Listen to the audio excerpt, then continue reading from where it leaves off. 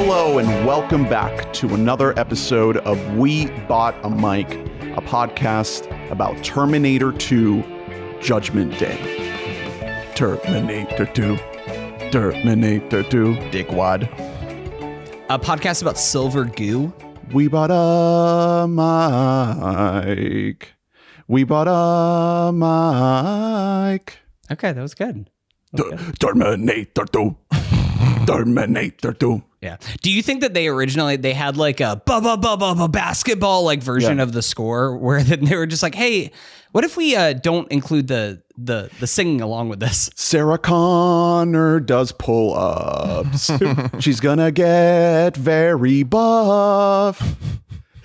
That was in the original Brad Fidel music. Baby John Connor's a dickwad. Dickwad. Eat my shorts. Hello, welcome. My name's Ernest. My name's Hunter. And I'm Drew. And joining us, welcome back, very special guest, friend of the show, Collin Goode. How you doing today, man? Hey guys, thanks for having me back on. It's been a long time in the making. If you want to share why we're doing the Terminator 2 pod randomly. It's your selection. You chose this movie after winning the Fantasy Film League 2 years ago now. Yeah. Drew is now the reigning champion from last year's league. But from the previous league, the Oppenheimer season, you're the winner, Collin. And so, yes, we had been waiting a while Turns to do out this podcast. Tom Cruise and Tom Hanks made a bunch of movies. Yeah, we had to. And that did kind of throw us off a bit. We had to close that loop. But now we're here, and we're talking James Cameron's masterpiece, which, yes, Collin, you picked. How you feeling? So there's a ton of stuff I could have picked, like weird or like darker type of movies. But over like the last 5 years or so, Terminator 2 has like massively jumped in my like all-time favorite movie ranking. Like I've always loved and deeply admired this movie, but I never considered it a favorite until probably around like 2020 or 2021. And yeah, it never gets old. It's just a movie I can watch probably twice a year. I said the same thing after we rolled credits on it last night with Drew. I was just thinking like, man, I could never get tired of this. Yeah, we could have just run it back. I could just watch this forever. Like it's just too good. It is a perfectly paced action movie. There's every time that you're like, man, I could use another set piece. James Cameron's like, I got you, Goody. Yeah. Like, here you go. Like, here's another one. And that's the problem with the first Terminator is like, it feels like it's almost like one set piece short. And like, there's a big chunk of the first Terminator movie where it's like, it's a very, very small budget compared to this. Oh yeah. 100%. It's like 6 million versus 100 million. So shout out to Jim Cam, of course, for multiple reasons. Number one, these are original scripts. Original ideas, original scripts, like big. So what's the budget difference between the first and second? Like 10x, 20x. Yeah, I think that the first one only has like a reported budget. It's under 10. And then this is a budget of like, it was like 94 to 102. That's really interesting because what's also interesting is it's really rare that a sequel will sort of stumble into a way cleaner plot. You know what I mean? And the first one lays so much groundwork and has all this complicated shit going on. And like we were just saying before we started recording, you don't really have to have seen the first one. It definitely helps. Like I saw it so many years ago. I needed Ernest's help filling in some details while we were watching. It's pretty basic, like kind of slasher, techno slasher. Exactly. But the most important thing to know with this movie is just two robots are sent back in time. One's mission is to protect this boy. The other's mission is to kill this boy. And we're off. It's like, that's so clean. It's so simple. It's so easy to like dive into. And the movie only takes like 5-10 minutes to get that going. Yeah. There also is a thing, because I did watch the Terminator like right before firing up T2, because it had been a very long time since I saw the original. So I wanted to refresh myself. And the most important takeaway from that movie is like, God damn, is Arnold Schwarzenegger incredible. And I just want to like look at him as a figure on the screen. In a bottle. Cameron was early onto it, especially because 1984, Arnold Schwarzenegger, he doesn't look like a being from this world. Like No, he actually yeah. looks more like a human being in this one. He has like he's obviously still like fucking massive and huge, but 80s Arnold was like different. no, he looks like what The Rock always thinks that he looks like. Like Yeah. it's one of those things where it's like, oh no, you look like you could like fucking bench press me with your pecs alone. Like that's just like you are built different as a person. And so it's one of those things that you watch him, you watch his physical performances, which is really going through this. I was like, man, we could do a whole Arnold Schwarzenegger like series going through it because he is one of the great physical actors ever. And by the 90s, he really knows how to use his physical prowess for comedy. There is so much physical comedy that is just all about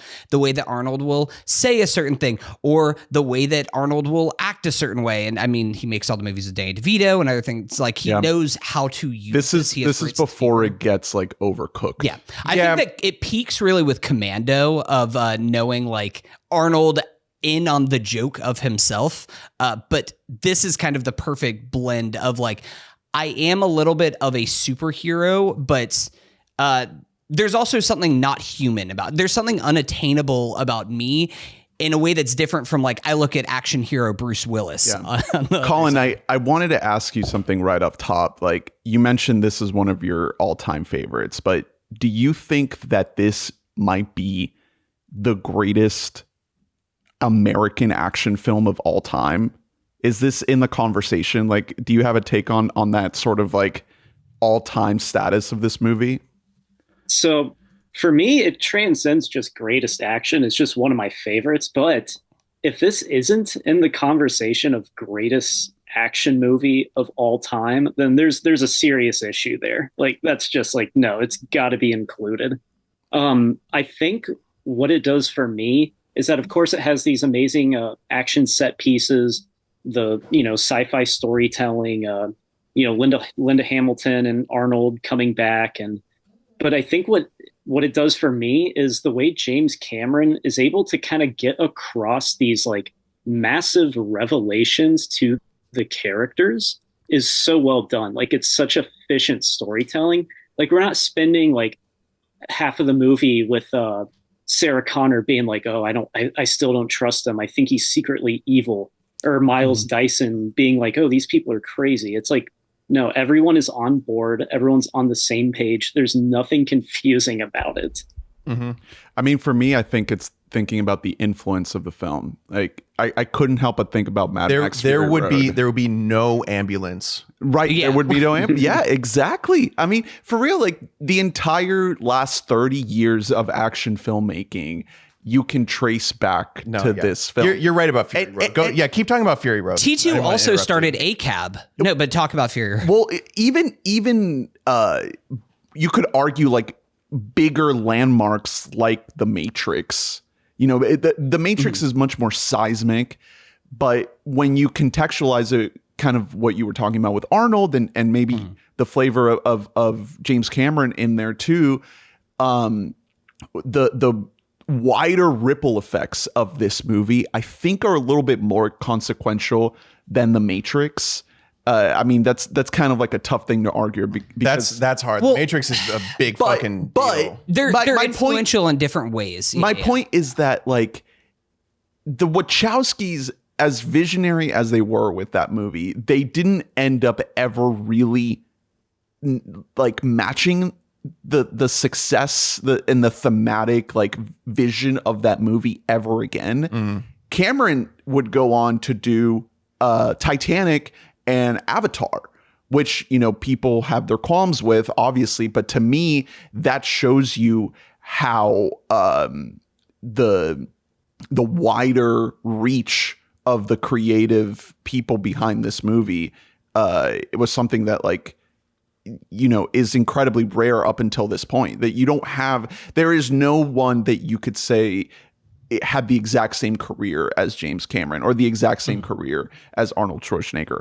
Unfortunately, you can't say the same for Edward Furlong or Robert Patrick or Linda Hamilton. Like those are some of the, I wouldn't say like knocks against this movie, but like some of the things that like we could get into if we wanted to poke some holes into it, that it's not like as ironclad from the ensemble point of view.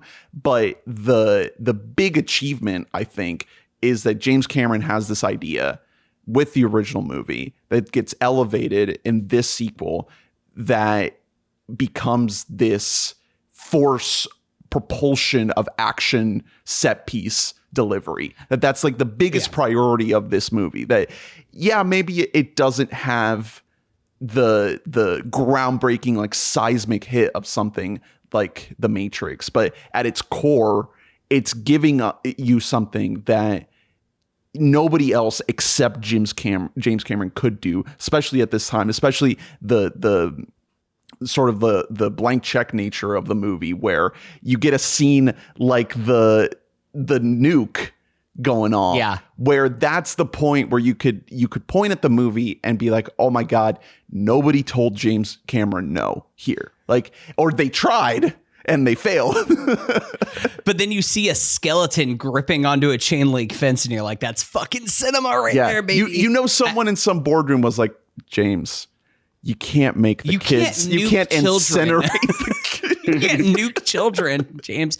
I do think, to your point about like what went on with the characters and the story, I think that there is a little bit of Monday morning quarterbacking that we do, because after T2, this franchise just plummets downward. Real tough. And I mean, like, that's not this movie's fault. Like, James Cameron can just fucking throw his name on there as a producer and just go on with his life. Like, he doesn't have to do anything because he wrote this original idea. And as a concept, like, this movie, it does close the loop in everything that you want on there. It's tough what happens with all of the sequels that would follow this, especially like that they're still making today. I'm pretty sure there's another Terminator movie that's in production right now that there will always nobody is asking for. It's like the Jurassic Park movie. It's if to compare it with another franchise like of a similar ilk, where it's just, we really nailed it with a genius of cinema, and then there's a bunch of other people who are going to try and put on the hat, and it's never going to sniff the quality. We can get into the later movies later in the podcast. Oh my God, yeah, because I think, Collin, you've seen all of them, right? So all the Terminators. I've seen all of them except for Genesis. Okay, I'll give Genesis, my thoughts on Genesis. Yeah, I passed on that one, but I did end up seeing Dark Fate, oddly.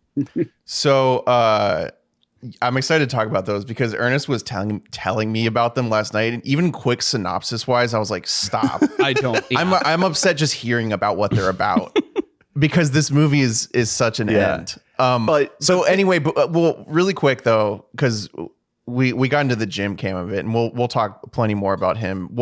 Collin, what's your General Arnold take? Because I think we know you're a big Jim head. And Arnold is, he's very interesting, and this is the way to deploy him. The more he does, the more he acts, the worse it gets most of the time. And that's not necessarily saying he's a horrible actor, but you have to know how to deploy. There are so many takes. Like, there was one take in this where like Arnold just turns his head and goes like, what?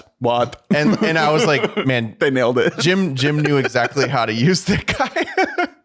So what's your General Arnold take? I'm huge on Arnold. Of course, you have to utilize him in, like, his wheelhouse, and if you're using him that way, then it works. I can't really think of a performance where it's like, oh, like Arnold was miscast for this, because he's not really an actor. He's like a vehicle, and I think with his career, it's kind of like the best example of that. Something that like The Rock kind of is trying to achieve, but it's never and failing, really probably.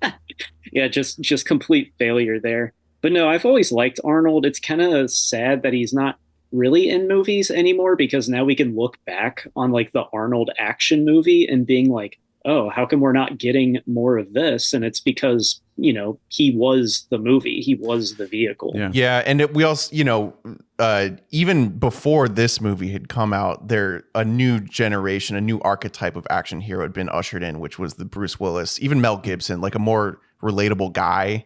Mm-hmm. And I would say that's That's when you could say Arnold is miscast, is when he's playing like just a guy because he's not. He's so, it's not even his own fault. It's just like he looks like that and sounds like that. And that's why like the beginning of Total Recall is so silly, for example, because he's just a regular guy. I'm so tired of having my stupid jackhammer job. Total Recall, a perfect movie in every way. I'm so tired of fucking Sharon Stone every day. I gotta go home to my beautiful wife. Ooh, what a drag. Yeah, it's so. You're like bordering on Nosferatu right there. That voice that you just said. That was tough. There's a little bit of Count Orlok in there. But I do think that it is the thing of it's Arnold is placed in the perfect moment in time for him to succeed, because if you think about, like, if we had Arnold now, he would be in the same movies that The Rock is in, where we're always complaining about how they're like Red One. They're Joss Whedonified, and it's just everything is a little bit too winking, a little bit too knowing.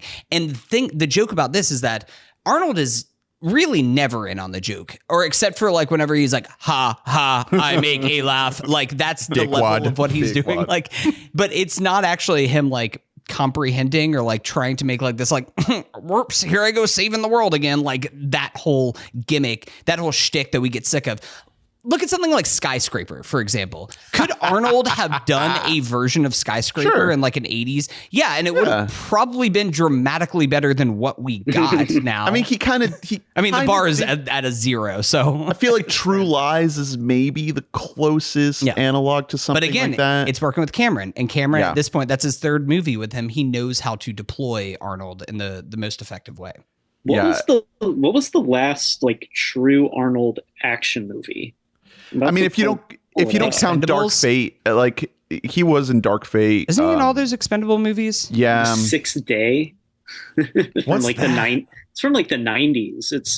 It's like kind of like Minority Report. It might be based on a Philip K. Dick thing. I don't think it was a big hit, but it was on TV a lot. It's definitely the Expendables movies then. Yeah, never saw those.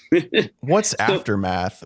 Why? Oh my God! Why we're killing Gunther? I've never actually seen Aftermath or seen any of the Expendables movies, but I just always saw the clip that I think it was around the time that the third one or something like that, where it was edited, like more edited than like that Bohemian Rhapsody clip, where it's just anytime that somebody throws a punch, it's like they go like there, and then it cuts to a different hand cutting, and then a different person getting hit in the face with it. Like they're edited to shit because none of them can like move without walkers at this point. No offense to our great action actors of yesteryear. I mean, Arnold. Maybe let's not do this anymore. Arnold's career, in a way, has a little bit of a similar tinge to the Toms that we just covered. Like the fact that as soon as you get into the 21st century, there is just a steep fall, because he has a pretty legendary run, like obviously coming out of Predator and Commando, obviously Terminator, but then he has like the fun stuff like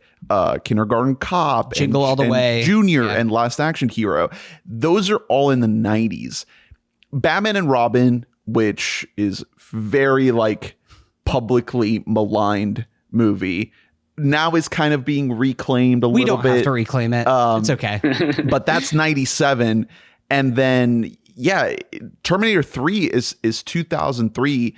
I think people really didn't vibe with that movie. In hindsight, not the worst movie in the franchise. But at that point, he's just on a decline. And he does all the Expendables stuff. And ever since then... No, you're disrespecting the Taron Killam auteur film, Why We're Killing Gunther. Which, by the way, at the time it came out, I think was just called Killing Gunther. And now they've changed the title. They figured out what went wrong there. Taron Killam... Wait, so Taron Killam... Wrote, directed, I think may have co-starred also Kobe Smulders, his wife, and Bobby Moynihan, his best friend. Hey, shout out to Taron Killam. I don't think we mentioned him in the SNL episode we did. I can't believe it. How could we have ever forgotten? I have no clue what that movie is. Why We're Killing Gunther? It's like an action. It's an action comedy, and it flops so bad. Wow, flopped. But So switching gears to James Cameron, I think the movies we've spent the most time talking about on this podcast in relationship to James Cameron are the Avatar movies, which we haven't really like done a full episode on, but just around the time of Way of Water. I did a big James Cameron watch through. I've talked about Titanic a good amount. Titanic, Aliens. I think this is the first time we've done like a full episode on a James Cameron Did we film. not do one for Way of Water? We didn't do a full not? episode. Oh. We brought it up at like, best of the year, and that was in my top 10. But I think this is the first time we've done a full episode. And, obviously he's come up. He's one of the greats.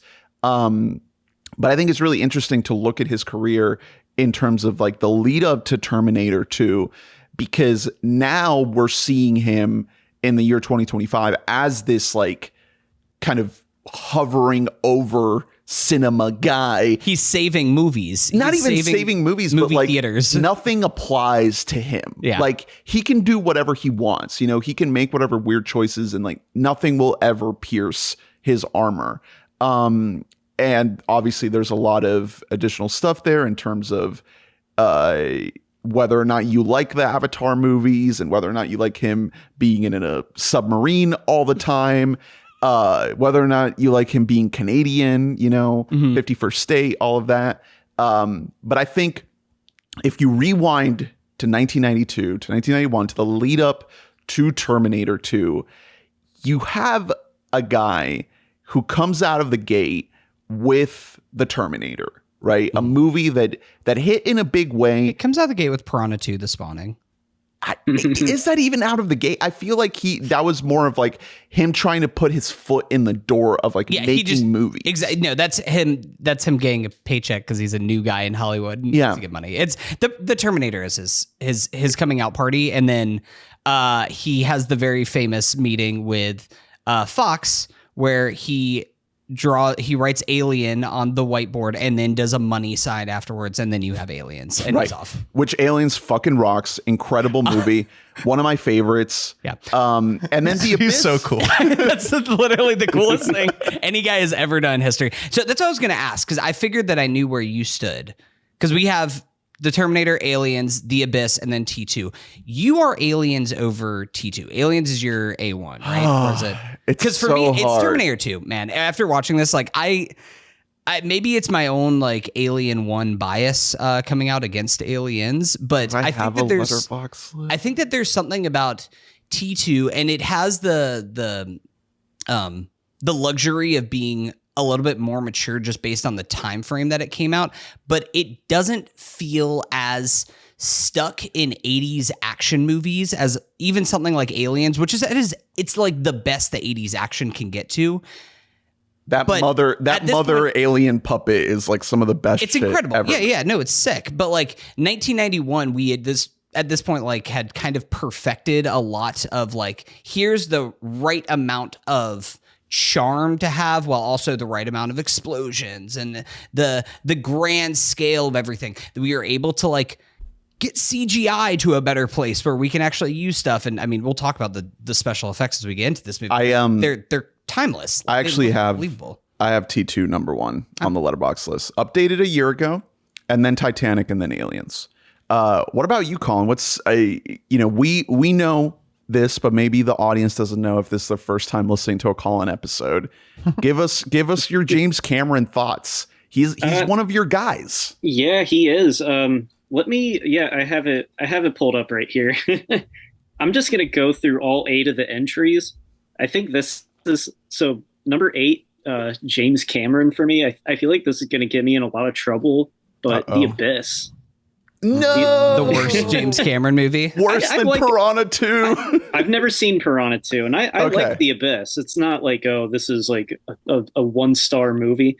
But then I have Avatar at 7, True Lies at 6, Way of Water at 5, The Terminator 4, and then Titanic, Aliens 2, and then of course T2 number 1. Yeah.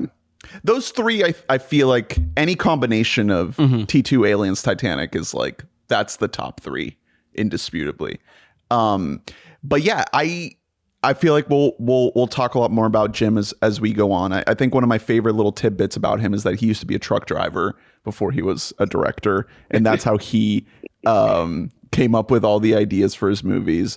I think Terminator and Avatar were both like seated in his brain way, way young. And he talks about having these dreams, or dreams in the case of Avatar of a bioluminescent forest, nightmares in the case of Terminator of a flaming metallic skull, which is like one of the first images we see in this movie. This movie opens in a very similar way to the first Terminator, which is a vision of the future, war-torn America, just decimated. Skulls everywhere. Yes, just skulls everywhere. You can't tell what's debris and what's bones and ashes and human remains. And the way the first Terminator opens, you are sold this idea of this world in a very direct way, but you can tell that, you know, they're only doing what they can with the budget they have. In this movie, he basically redoes that same opening, and it's like, oh my God, we're here. Yeah, it's we like have metal dudes stomping skulls. We have ships flying, firing lasers. An entire little mini sequence, mini set piece. And it almost makes you appreciate a lot of the stuff in T1 so much more that you're like, wait, they did that for like that budget? Like James Cameron had this perfectly realized vision of like, this is what the Terminator looks like if you take off the human skin underneath it. And they stick to that idea. Like that is the same concept art that rings through in all of these, even all of the sequels and everything, of like, this is the look of the Terminator. Right. I did want to say though, to the point about the looking of this movie and how this is kind of the apex of it, James Cameron does not get the same shit that somebody like George Lucas does, but James Cameron's a bit of a tinkerer, and he has been known to want to go a lot through of flack lately and with edit the his 4Ks. movies. Now, I don't actually own the 4K because I was going to buy it, and then Collin, you were actually the one who bought the 4K of T2 as well as some of the other camera movies, and you cautioned me away from it. Oh, Is that right? Yes, it's rough to look at. So the 4K, it comes with the Blu-ray. So I was like, oh, the 4K, it looks like shit. It just doesn't look right. Like I think he tinkered with like the color timing. So it's like, this isn't how I remember this movie looking. But it comes with the Blu-ray, so I was like, well, whatever, I'll just put in the Blu-ray. And then I watched it and I was like, damn it, it's the same like transfer. So I had to buy an old Blu-ray off of eBay for like $10 just so I don't have to look at the 4K weird like digitally scrubbed version of it. It's like so clean. It looked like, I've seen little like snippets of it. Really, it looks like really bright. We watched it last night. Oh, you guys watched it? I honestly didn't clock an issue with it. Really? I had more of an issue with the sound mix, which that might be a user error where I don't have my soundbar properly calibrated, but I keep having to turn the volume up and down during action and dialogue because it's just like super uneven. buddy, guess you know what's louder than dialogue? Action. Yeah, Grow up. A quick disclaimer, if you're streaming Terminator 2, I don't think it's that 4K doo-doo thing. I think it's just like the normal movie. I think the streaming wins again. Yeah. Yet again. One thing I want to share is that sometimes when I'm watching this movie and I'm like 4 beers deep and I'm just like, I'm like, how did this not get nominated for Best Picture? I'm like, it is crazy. How did this not win? And then I look up like who won that year and I'm like, oh, it's Silence of the Lambs. Oh, that's fine. That's fine. Yeah, it did win a couple Oscars. Yes. It won some technical stuff. Yeah, this also is Well one deserved. where like this is a rare like perfect movie where like it's not shocking that there aren't any acting noms going around for it. You know what I mean? Because the person performing the most is obviously Sarah Connor, and your mileage may vary with that, you know, performance. I think she does an incredible job. She has to do just a shitload of acting. Like you know what I mean? Like it almost reminds me of in the Halloween movie that Danny McBride made, the way that Laurie Strode is acting, where she's just Jamie like Lee. constantly freaking the fuck out the whole time. They're coming. Yeah. It's ending. It's just, she has to do a whole lot, you know? Honestly, Robert Patrick, like I feel like I always get surprised with how much I love this performance. He's serving a little bit of cunt. Yeah, he's got a little bit of a walk. He walks a little sassy with it. His line delivery is so like uncanny and like dude, it's like it's too great. natural and too smooth. Exactly, because you know he's clearly a way fucking updated Terminator model, just like technologically speaking, and also like he's capable of like smiling and having an amount of charisma. But he can fool some humans. But he's still so like, say, that's a nice bike.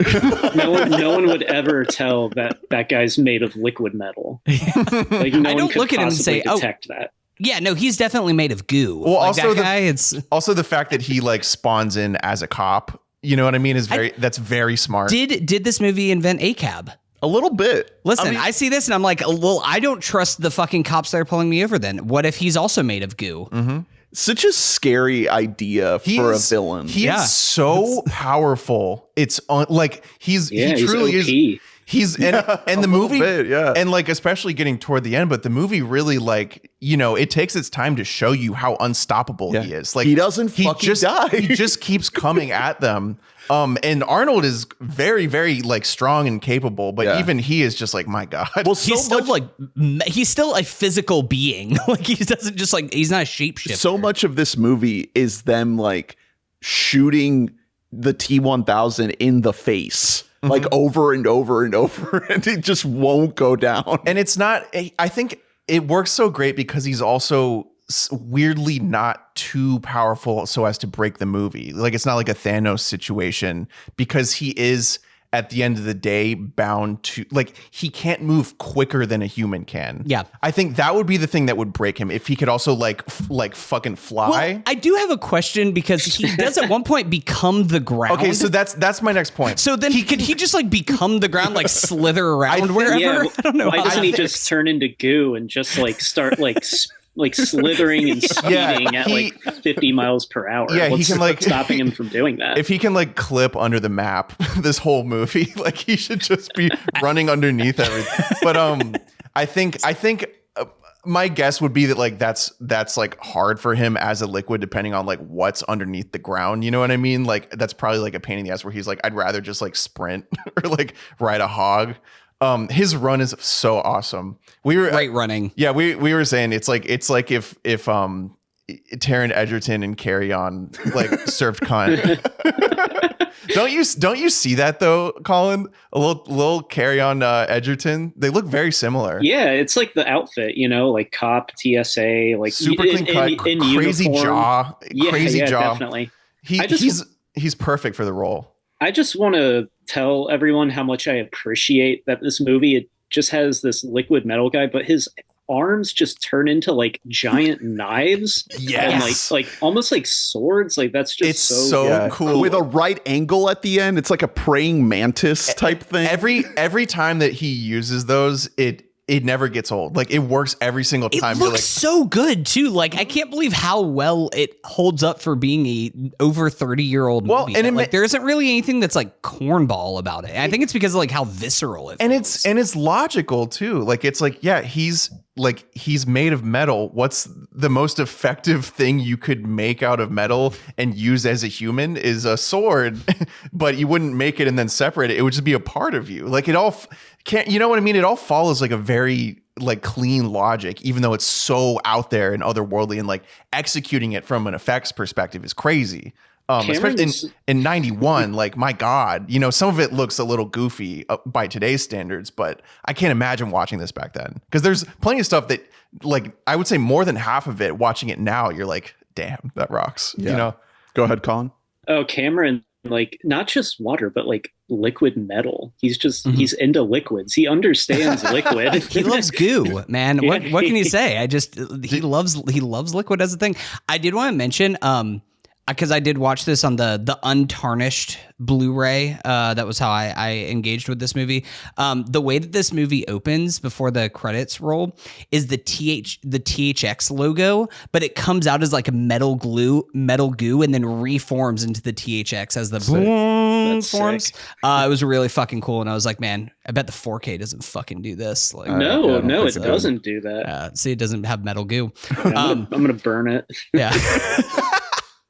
No, it's so cool. Like that's kind of Cameron's whole thing is like this perfect marriage of knowing how to do the big, loud action movie stuff, but then also having the visual eye of like, why be bound? Like we're making a story with gods right now. Like we don't need to play by just Earth rules of we're going to be in a building and like shoot up and have like man-made things, whatever.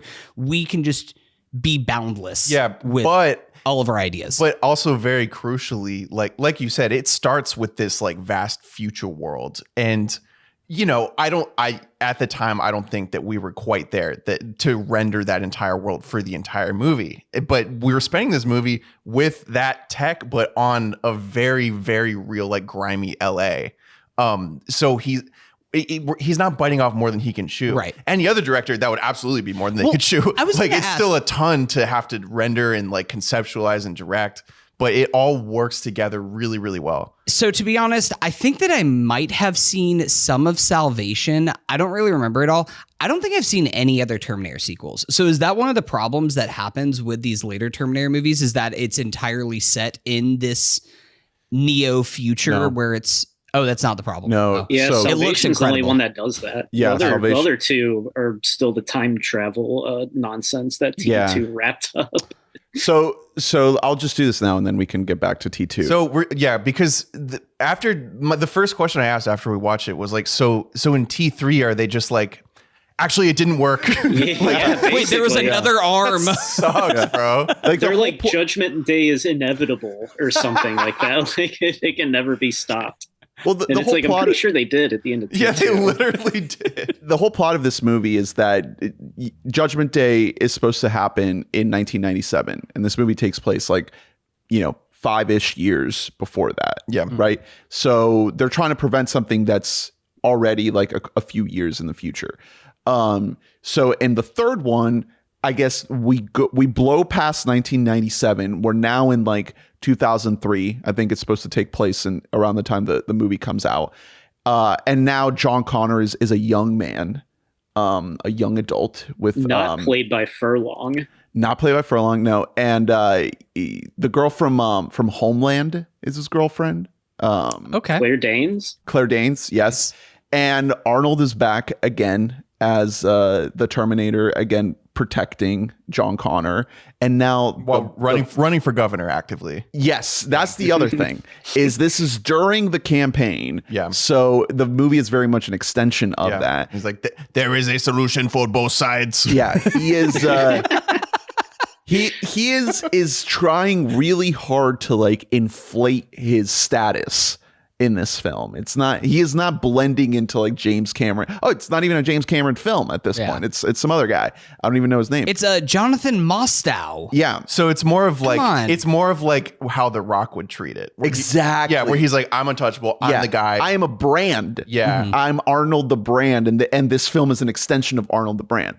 And so the movie's not very good. I mean, the hallmarks of it are that the Terminator, the bad Terminator, is a lady now.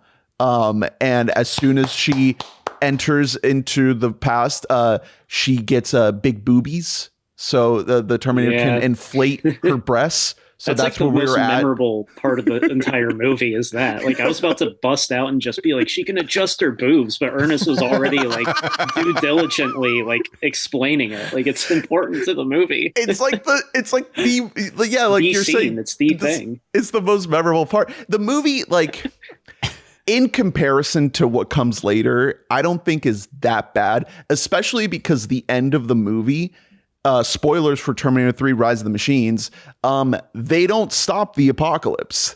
The apocalypse happens. Which is kind of a cool idea for a Terminator sequel, that it just happens.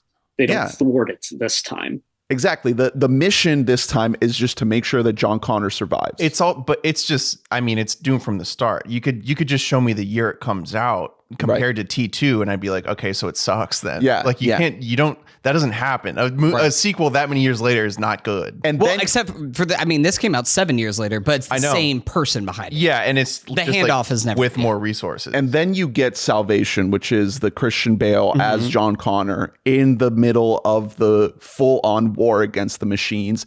This is our our time with Sam Worthington of Avatar fame as well. And he may or may not be a Terminator. It's very mysterious. Bryce Dallas Howard is in there as well. Of course. Anton Yelchin plays Kyle Reese, R.I.P. Well, and in the end, it was the machines who took his life. Jesus Christ. You could say Salvation was our generation's Terminator because it came out when we were like in middle school or something. Yes. And I remember I saw it in theaters and I remember I liked it. Same.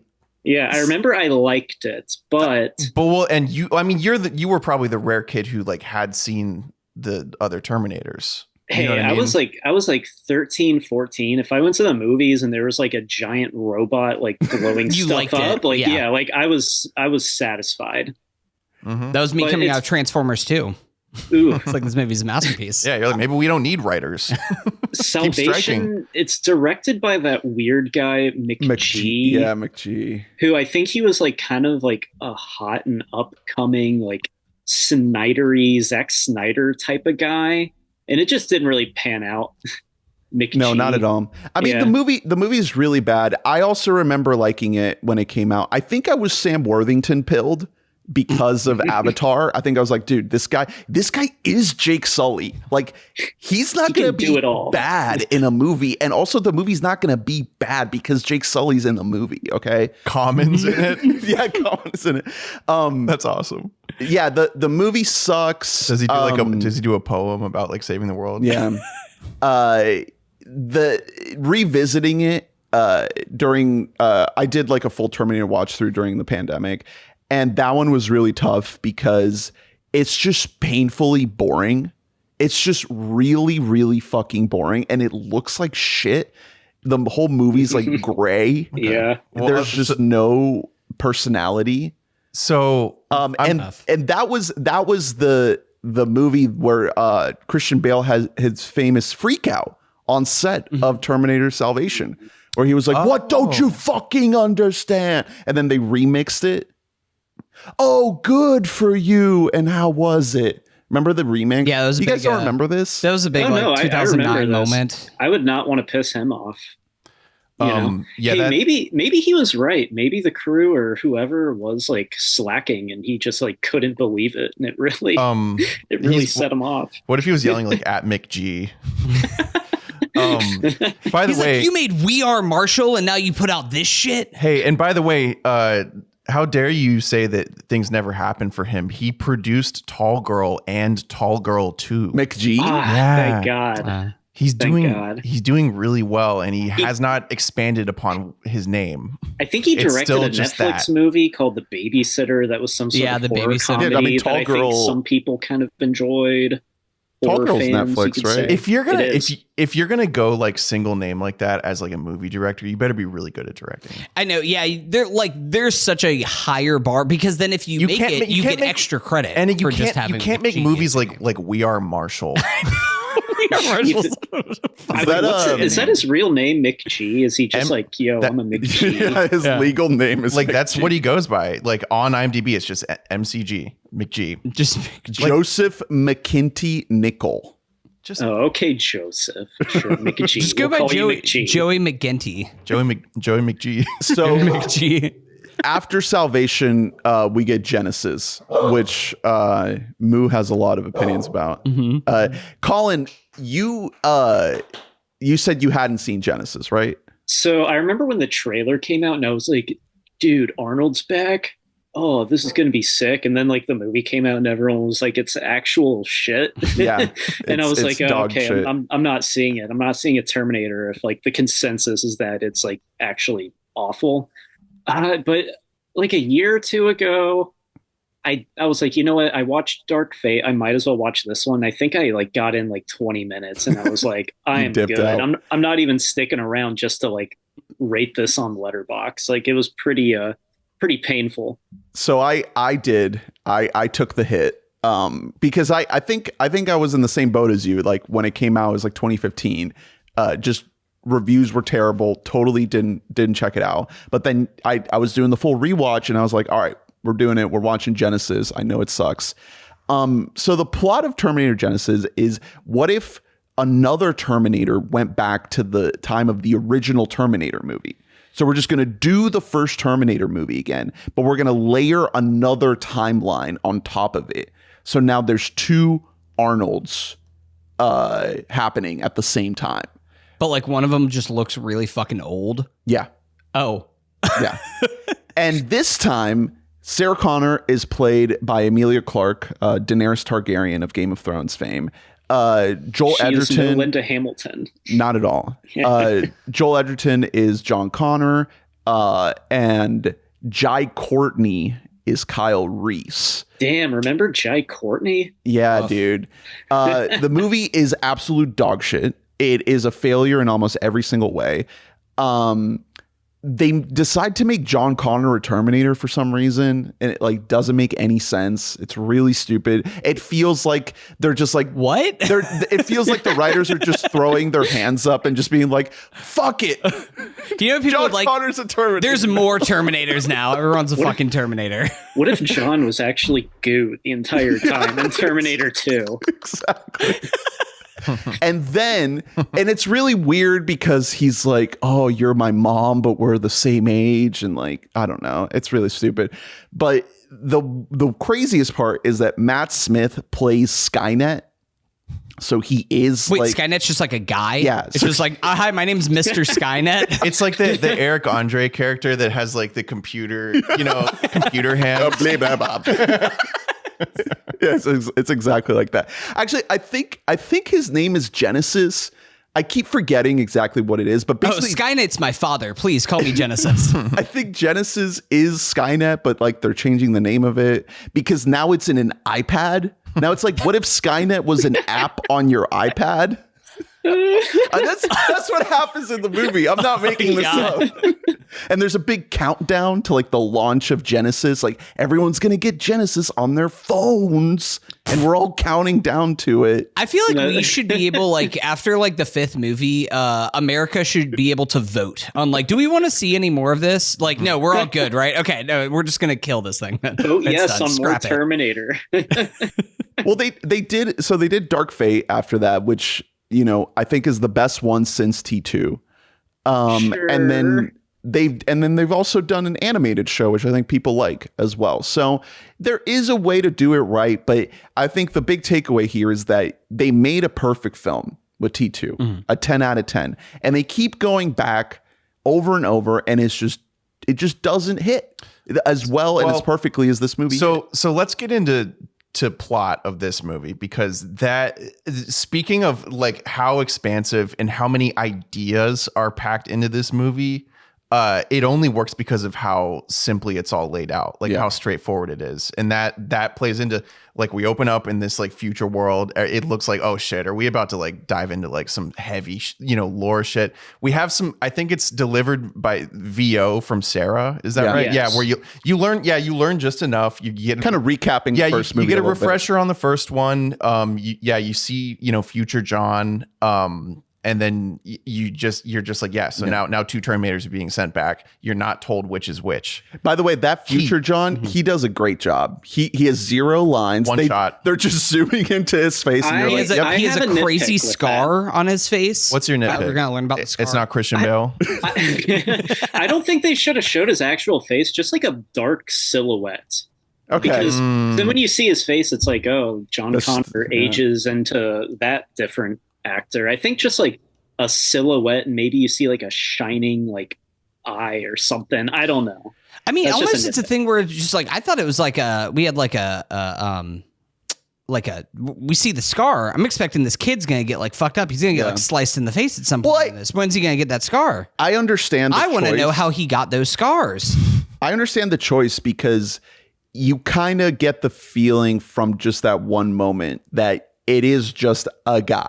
Like John Connor is just a dude. And yes, the entire resistance is following him and accepting him as the leader, but he's not, this mysterious, faceless figure that we're rallying behind. He's just a dude. So when you're introduced to little baby John, little shithead. Yeah. Little Bart Simpson. Yeah. You're thinking like, wait a second, this is the guy? I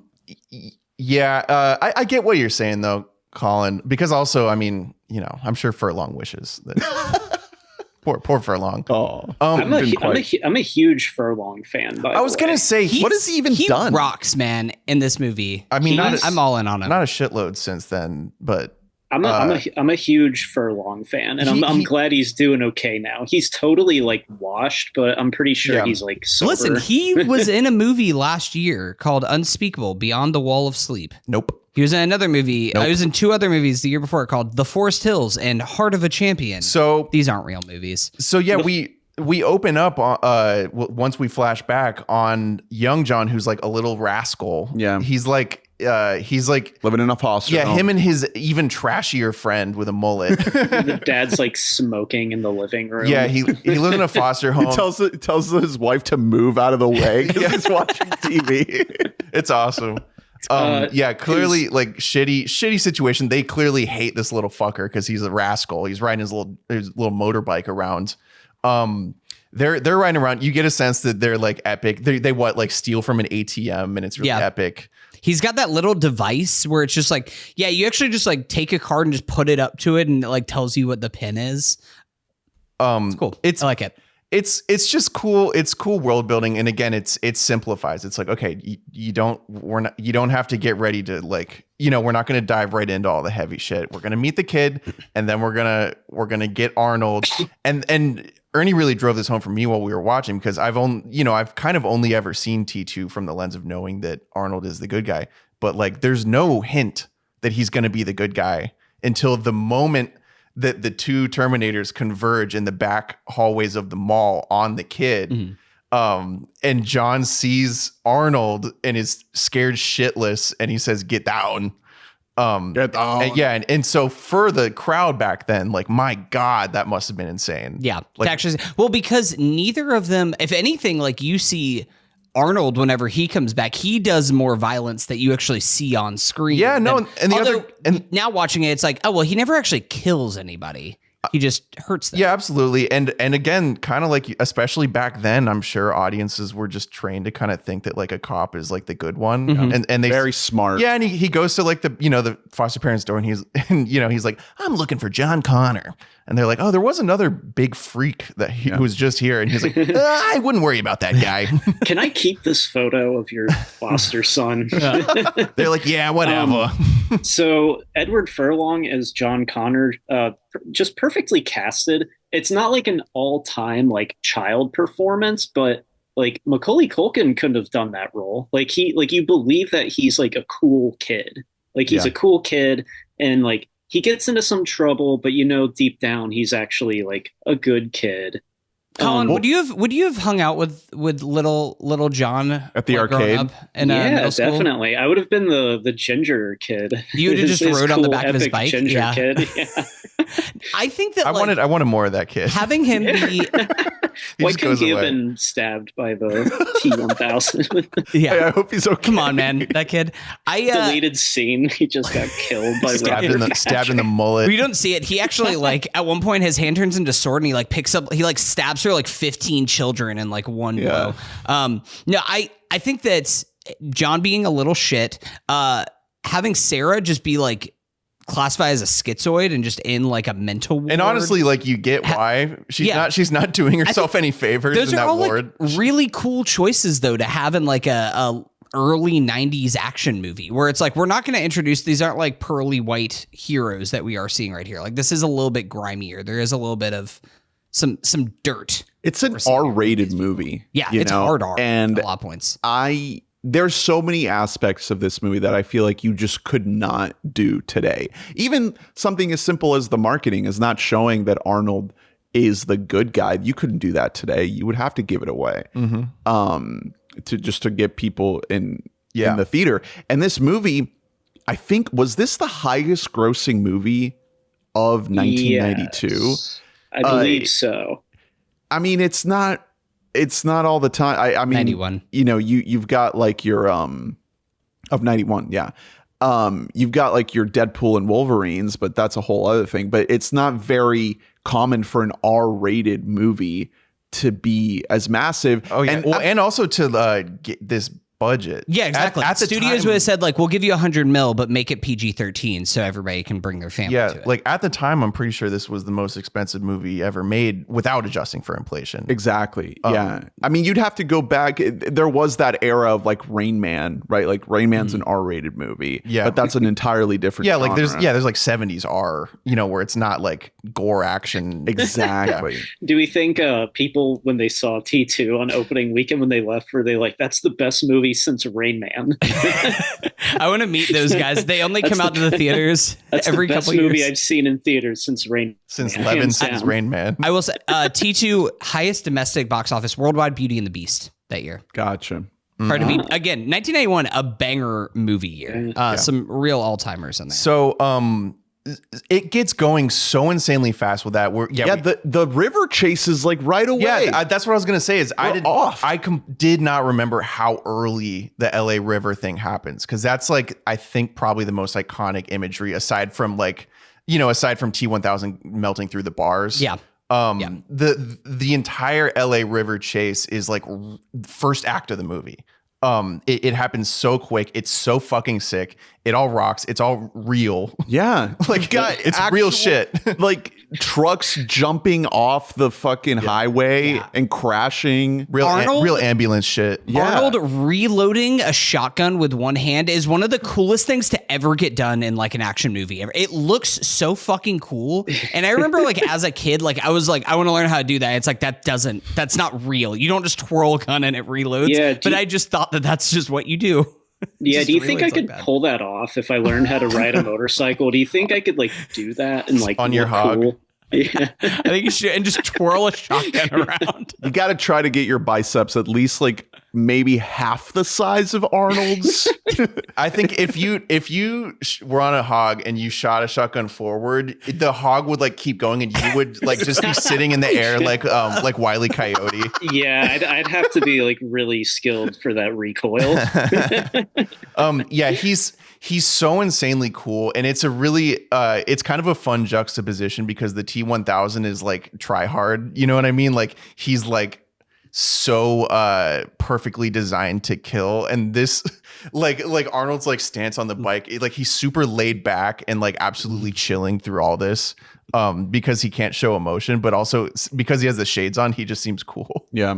Like you just like him. So I'm just like watching Terminator again. So I'm looking at the time code, and the chase is not until like 30 minutes in, but it feels like the beginning of the movie because everything leading up to that is so freaking like efficient. With Yeah, you every just- setup right before. But you that. get there's probably a good 5 to 10 of Arnold's landing on Earth. Yeah, you get that little mini set piece of him entering the biker bar. And Yeah. I will also say it's such a great design. The like orbs that they appear in that like burn everything in a circle or like in a sphere right around them. Just so many great little choices like that. That's like, oh no, this is like, you can tell this is a vision that he had in his head of like, this is actually. I mean, there's a lot of stuff like that in this movie.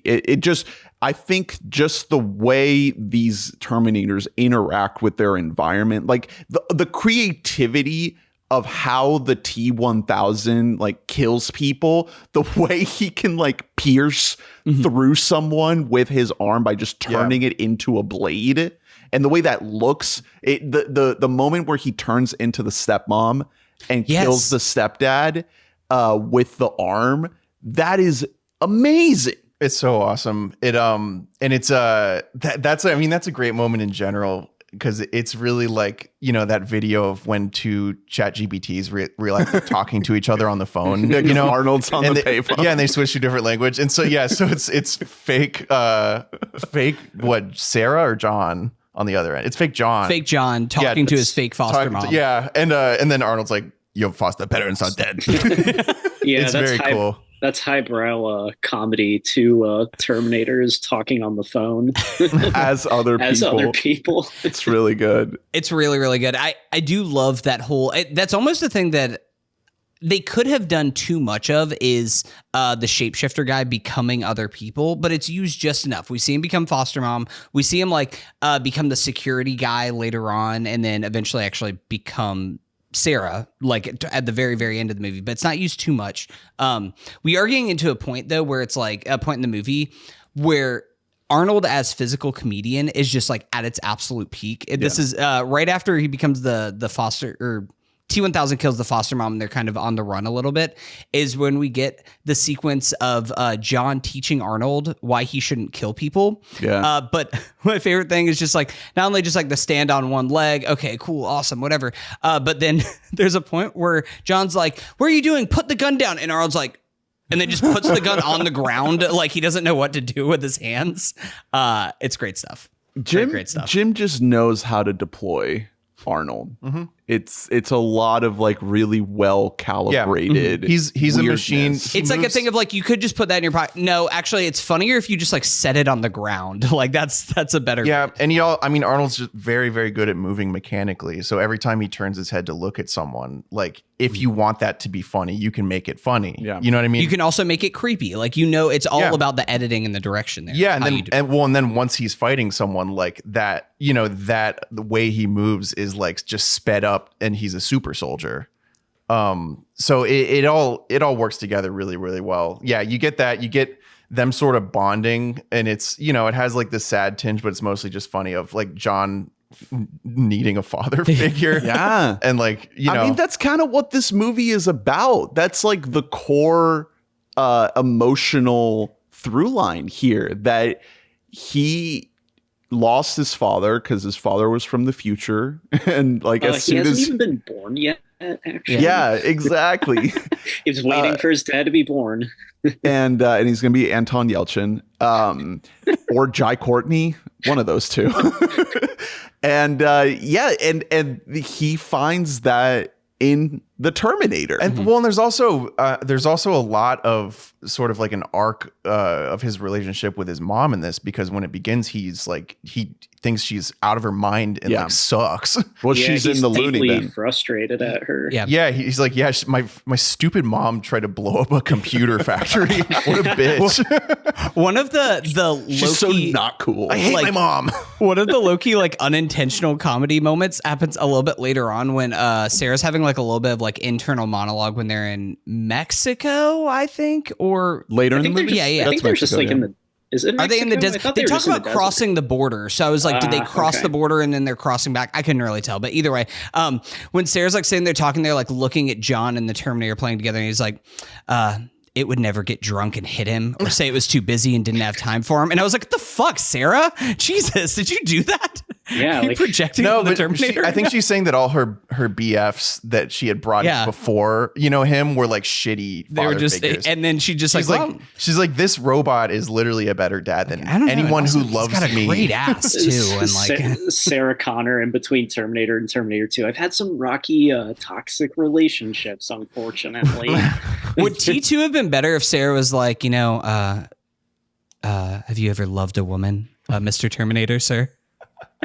They had sexual moment. It's always hard when there's VO like this, and it's an interesting choice. Obviously, it's to make things cleaner and more straightforward and like move better, because we're already juggling a lot in this movie. Some of it I didn't find super necessary. Some of the Sarah Connor VO. First of all, it's an interesting idea to tell this story from her perspective. I guess there's not a great option. You know what I mean? Well, she's really like the only actual like returning character. Like, we have Arnold coming back, but she's the only one from the first movie. Exactly. So she knows Judgment Day is going to come.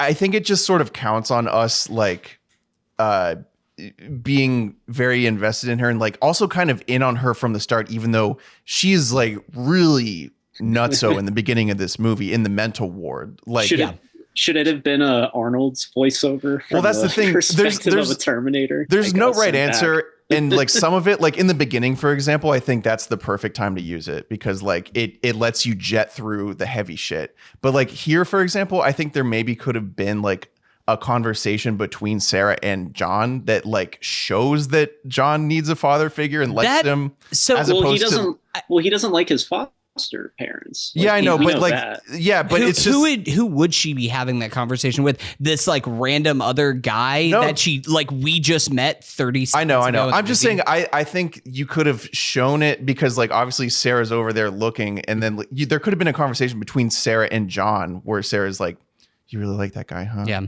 You know, that type of, instead of like just being like, and then I realized that the Terminator was a good dad. So I think I don't mind the voiceover in this point, and I do want to go back to her escape because that actually might be my favorite scene in the entire movie. But like, while we're just kind of on this moment in particular, I don't mind that because of the scene that follows it. And it was something I never really connected until just thinking about T2 and thinking about like in 1991, where were we at in America, in society, like at large at that point, and thinking through how many movies in the 80s were about what if we could go back to the past and undo the sins that we will commit in the present, or undo our sins of the future. Obviously, it's like most people think about Back to the Future and something like that because it's more played for fun, but it is almost like this post-Vietnam malaise that's over American movies of like, what have we done? What if we could go back and just like we could prevent this from ever happening. We could prevent ever creating the hydrogen bomb, which is literally one of the monologues that Sarah has later on in the movie of like, you're so ignorant. Men like you have no idea like the crimes that you are going to commit by just even having the mind to. I mean, the that. Dyson character, I think, is like the one aspect that always gets forgotten about with this movie, and I think is maybe my most like the thing that I'm most like intellectually stimulated by when I'm watching this movie is that plot line. Like, think about what if you had a job where you create something and somebody comes and they tell you like, if you create this, you're going to bring about the end of time itself. Well, the way it's like laid out, I think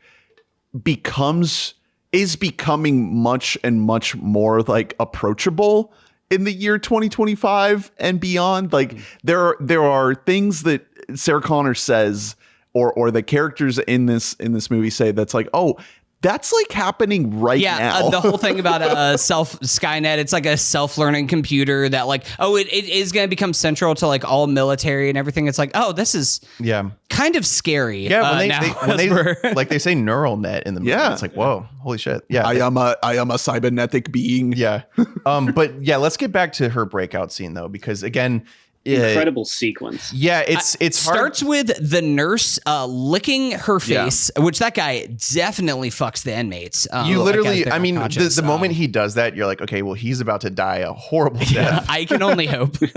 Well, but before we get to actual breakout, I wanted Collin, if you could share some thoughts on just like everything we get from Sarah Connor before this, like all these little bits of setup, because we check in on her a few times. And I feel like there's a lot of overlap here with the first movie, right? Like we are just feeling the weight of what she went through in the original Terminator before she gets the chance to like, break out. It's pretty much like brilliantly done. Like the transformation from Sarah Connor from T1 to T2, like she's like jacked and like kind of scary, and like her voice is kind of husky. Like you just instantly buy into it. You don't question it. You're just she's been through it in like the 7 years since then or whatever it is. I want to know, like, see that little, almost like a montage of like, all like the Venezuelan military leaders that she was like holed up with for years at a time, like learning the different ways, trying to teach like toddler John how to become a great military leader. I think it's a genius move just from a conceptual point of view, but also just her performance to have her be almost an entirely different character from the first movie. She is in this movie, she is kind of like the Kyle Reese figure in a way, what we saw from Michael Biehn in that first film. But in the first film, Sarah Connor is a victim. Mm-hmm. She is fearing for her life constantly. And I mean, I didn't get a chance to rewatch the entire movie. I think you said you did, Hunter, but like, does she get a moment of being able to take care of herself, or is Kyle Reese really just the one always saving her in the entire thing? Kinda. I mean, it becomes a little bit more of, I guess you could say, a partnership of sorts towards the end of the movie, but it's still like, you know, she is more of the victim character, like a more of a closer to a femme fatale than she is like this action star leader, which she becomes that in this movie. Like, she becomes just a certified fucking badass, like, in this movie. And you buy it. You 100% buy it. A lot of it helps with the time jump.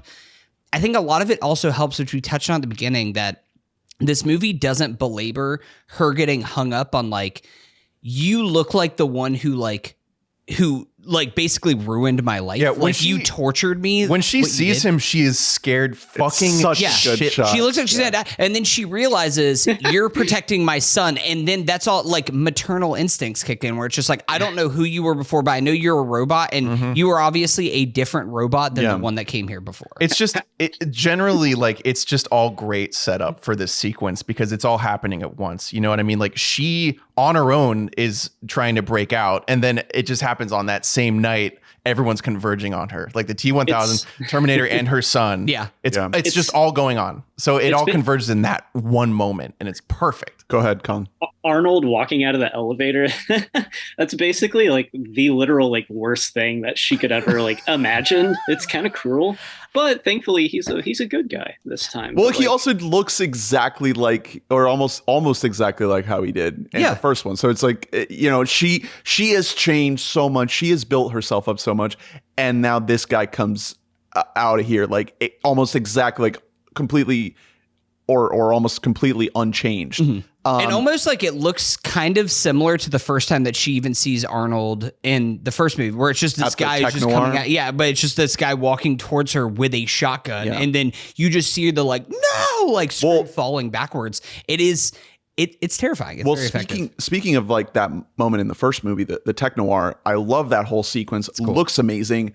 Looks completely different from this setting of this asylum with the light just blasting through the windows. James Cameron is making sure to take all of these characters and this world and continue it, but not replaying the same visual ideas. Yeah, and it's also taking its time. Like, we get a good sense of the geography of this building because, like, for a good long while, like, she's going through the hallways because she has, you know, her little storyline of trying to get transferred, blah, blah, blah. And then we get a lot of Robert Patrick just sort of roaming around in there really creepily, like, you know, phasing through the ground and shit. Yeah. Turning into that's an awesome moment. Guy with the coffee. Yeah, like it's not like it's like, you know, it's not like it looks like physically perfect, but like back then especially, and just the concept of like the floor becoming, you know, a clone, it rocks. There's so many moments in here that just like I wrote down while watching this movie that I was like, James Cameron definitely was inspired by that one album cover by King Crimson. Like, that's just so much of him coming out of the floor. Whenever he, like, melts at the very end, it's like, oh no, this just looks like Pink Floyd's The Wall or like King Crimson visual stylization. Yeah, it's shout so out cool. to that security guard. Like, what a way to go! Like, he has no clue why he died. He turned around in confusion. He turns around, sees himself, and then gets a finger sword through his fucking Honestly, head. You know what? I think that's how I want to go. Yeah, I think that's how I want to die. I just see myself, and that's it. Honestly, not one of the worst deaths in the movie. It rules. And then, you get, there's, you know, the sort of opposite hallways where you look outside, there's a courtyard, and then she can see Robert Patrick on the other side. So once they all finally come together, you know, like, where you're at kind of in this building. And it's all converged. It's at the point where, like, she was against, you know, the medical, the asylum people, but then she sees the Terminator and she's like, guys, you might want to look up. Yeah. And it's a great payoff from her. Who is he? Like a psychiatrist? The guy who's like in charge of Sarah Connor? Because he's actually from the first movie. And he spends all his time being like, oh, she's insane. This kooky story about robots. And then he witnesses it for himself. That's such a great, like, payoff. Like, I love it. Apparently he's also in the third one playing the same character. Yes, he's in. We were like, man, we really need to get Earl Bowen back in here. He's like the guy from Halloween. Yeah. What's the Dr. Loomis, Loomis? yeah. Dr. Loomis. Yeah. They wanted their version of a Dr. Loomis. Why are asylum like heads always bad guys? That's a hard job, and I'm sure that there are plenty of people doing great work in that field. It's tough. Sounds of the Lambs, that guy's such a piece of shit. Yeah. Just want to shout out the moment when Robert Patrick phases through the bars and everyone's like their iconic. jaws are dropping, and then he's walking, but his gun gets stuck. Just what a brilliant little piece of blockbuster humor. Well, again, and it's a That's thing cinema, where baby. it is getting back to this boundless imagination that you have. Like, we can do anything in this world. He's made of goo, but we still have to have rules in place. Like, we're not making this boundless for the point of being boundless. Like, there still have to be laws that abide by this. Physical things cannot just become goo with you. He is goo, but he cannot just turn things into He cannot goo. turn other things into goo. Yeah. And Only that he is a is great goo. little moment. Well, I think This is on like a Bible that James Cameron wrote. Chapter 2, goo. that's kind of what I'm Only getting at. He is goo, nothing else. If you think about okay, it's been almost 10 years since the first movie. There's all this buildup.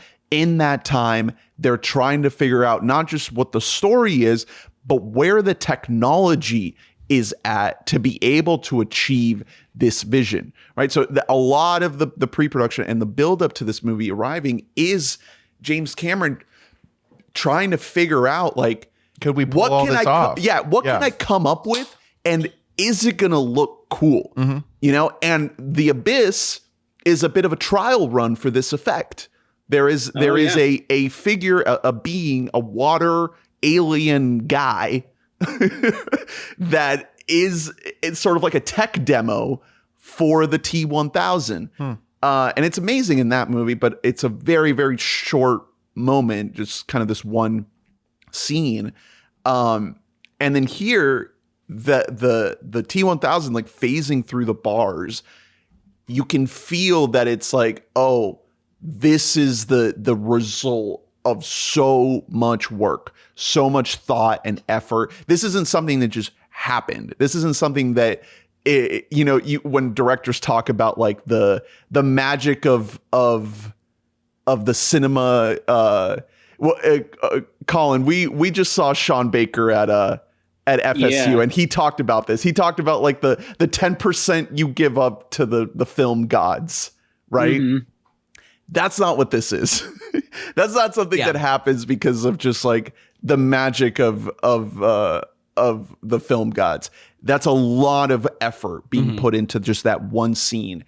And to think about all of the different things that they iterated, that they thought they could do, that they didn't do, that they decided to do that, it really holds a lot of weight, because obviously there's no way to know if all of the intention behind it. But to me, it's just the basic visual of a cop phasing through jail cell bars is a cool fucking visual. That's a really cool visual idea. And that's one of the ones that looks fabulous. Yeah. Still, it looks awesome. And there's a reason why it's in the Hall of Fame movie. There's a reason why, you know what? There's a reason why that sequence was featured in the film Babylon, when they learned about the story of the movies along with Jake Sully, right? Along with Jake Sully. Yeah, there you go. Turuk Makto. It'd be funny if that whole montage was just James Cameron. I guess he just really likes James Cameron. Did James Cameron write Singing in the Rain? What happened here? No, but it's so cool. And it is all of these moments that are stepping stones of things that James Cameron's done in the past, while still also understanding this is part of a franchise. And while we're leveling up by tenfold from the original movie, Arnold still says, "Come with me if you want to live," which is a Michael Biehn. Michael Biehn says that line first. R.I.P. Michael Biehn quote. Nobody ever quotes Michael Biehn whenever they are doing that. No. But I'm just saying his character of Kyle Reese in this of "come with me if you want to live." That's how he says it in the first movie. Wow, great impression. It feels so much cooler when Arnold says it, and that's why you do the voice. I think they did show that in one of the trailers back in the day, which maybe tipped off the reveal a little bit. But there's so many effects just to go back to the T-1000, that I'm looking at it and I'm like, I still don't know how they fucking did that. Like 30 plus years later, I just like ILM. Yeah. Good fucking job, man. So this movie does have groundbreaking CGI, but some of the crazy, like when the T-1000 gets like blasted open, I assumed it was CGI, and it turns out it was actually practical. Yeah. And that blew my mind. I was like, whoa, I had no clue that was a lot of the physical nuke, puppetry. the nuke stuff is very practical. It's actual flames and shit. Yeah, and like like they're just blowing up some shit. Yeah. That's what you can do when you just got $100 million in 1991. To skip towards the end, the building that they blew up, that they just blew up a real fucking building. They just found an office building that was already set for demolition. And James Cameron was like, I want that. Hey, that's in my movie. Tom, now. take note. You don't need to destroy like a historical bridge in Eastern Europe. You can just find a building that's already set for demo. Just I was gonna, if I were an action director, I would just be perusing like the list online of like buildings set for demo and just going to them and shooting a couple establishing shots, and then like being there when they blow it up. Yeah. Like too easy. Yeah. And maybe have like a stunt double. Yeah, at the ready.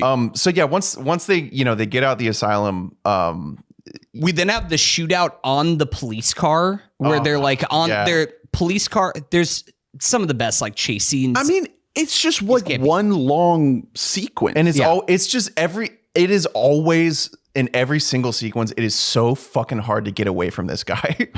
It just keeps going and going, and it's not like too drawn out. It's just really hard to get away from him. He's very good. One thing you clocked here, Drew, is like Sarah Connor just immediately like turning on and just being like, "Give me the gun!" Like I've been waiting for this. She's like, "Oh hell yeah, bitch! I'm so ready."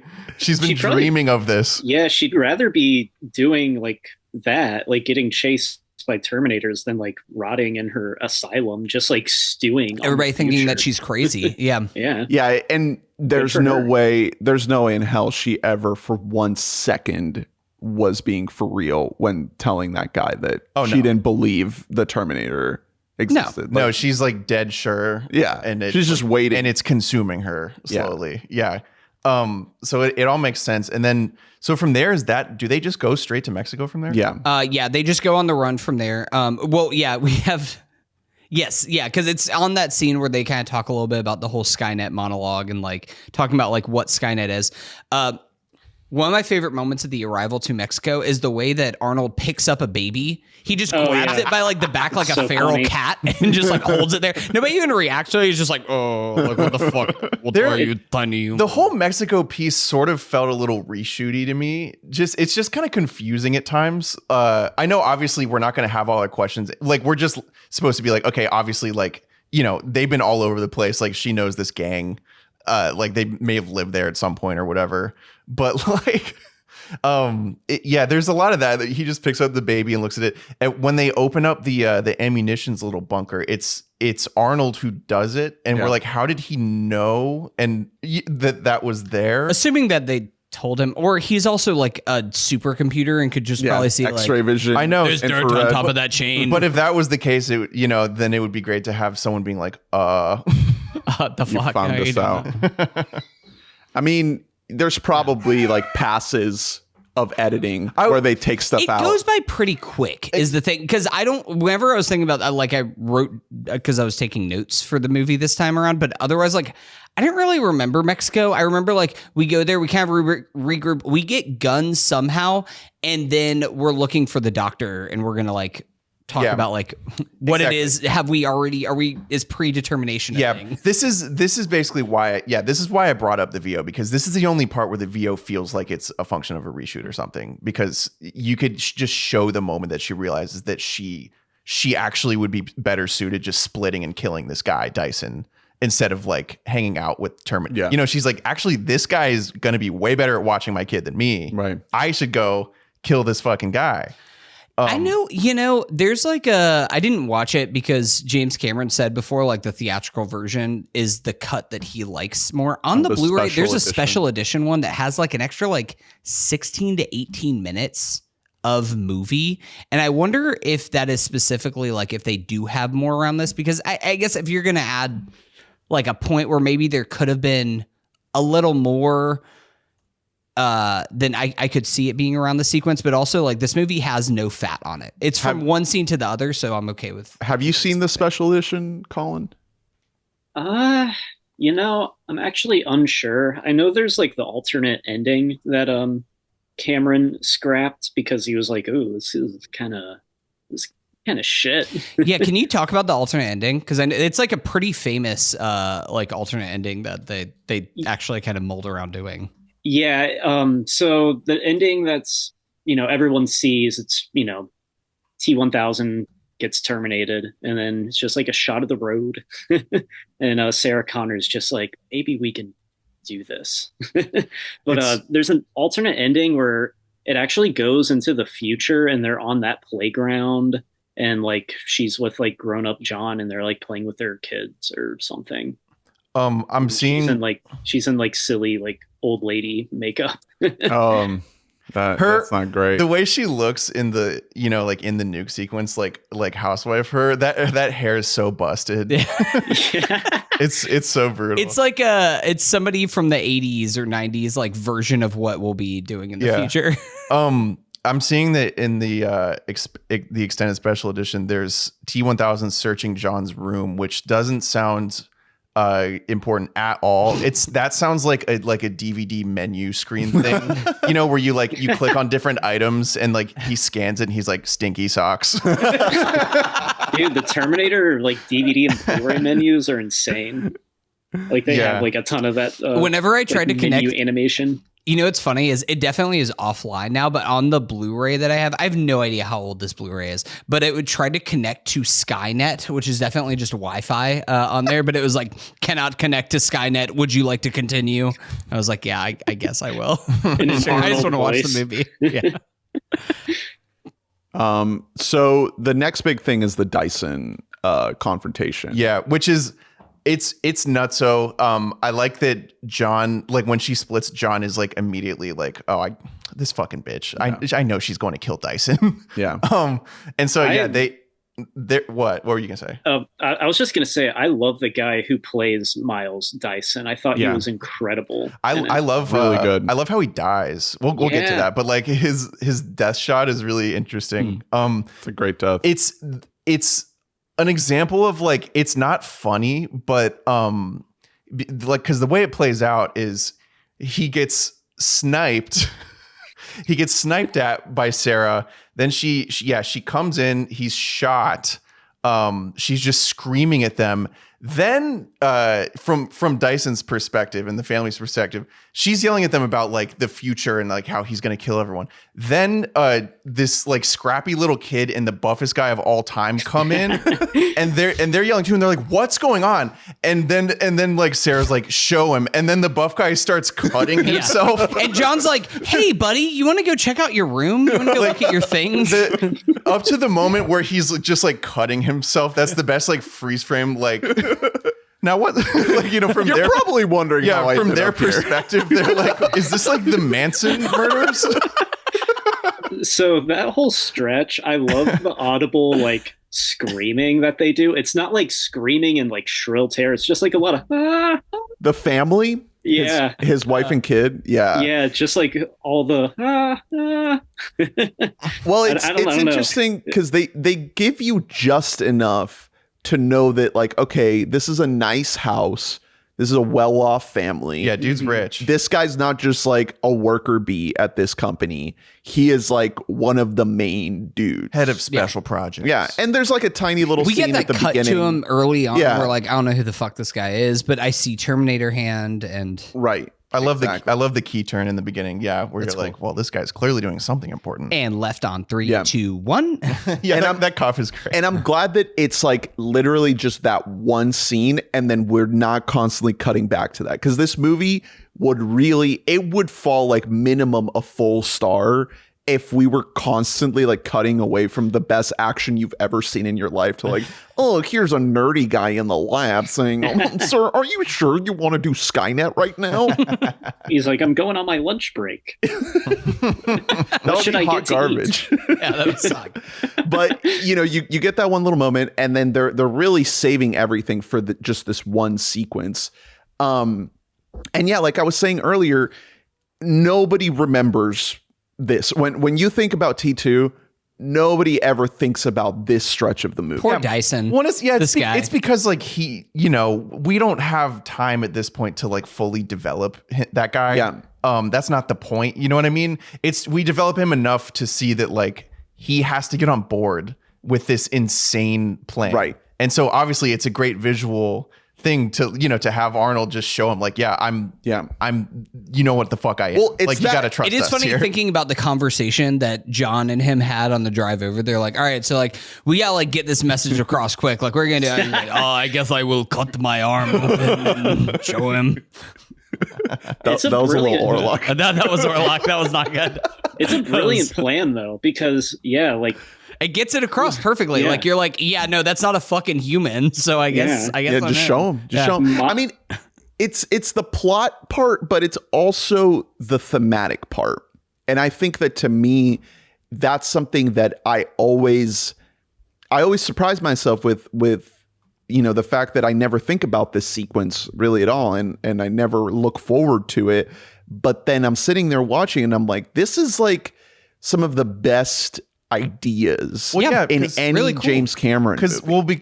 Once they sit down at like the kitchen table and like chat it out, it's it's really interesting where he's like, you're judging me for shit I haven't even done. Exactly. Very Minority Report-esque of like, are you going to like prosecute me for the crimes that I might commit? Yeah, and she's like, would you shut the fuck up? She has her monologue is awesome there about like men like you, blah blah blah. It's the classic like can you versus should you, blah blah blah. It's that, it's like and Oppenheimer. Yeah. Yes, exactly. But it's this feeling of inevitable propulsion towards technological advancement. And right now, 2025. The era of OpenAI, ChatGPT, Google Gemini, like Grok, this movie's basically about Grok. This movie's you about think Grok. about it. Grok kind of. What if Grok was your dad? Fuck, man. I always think about if Grok was my dad.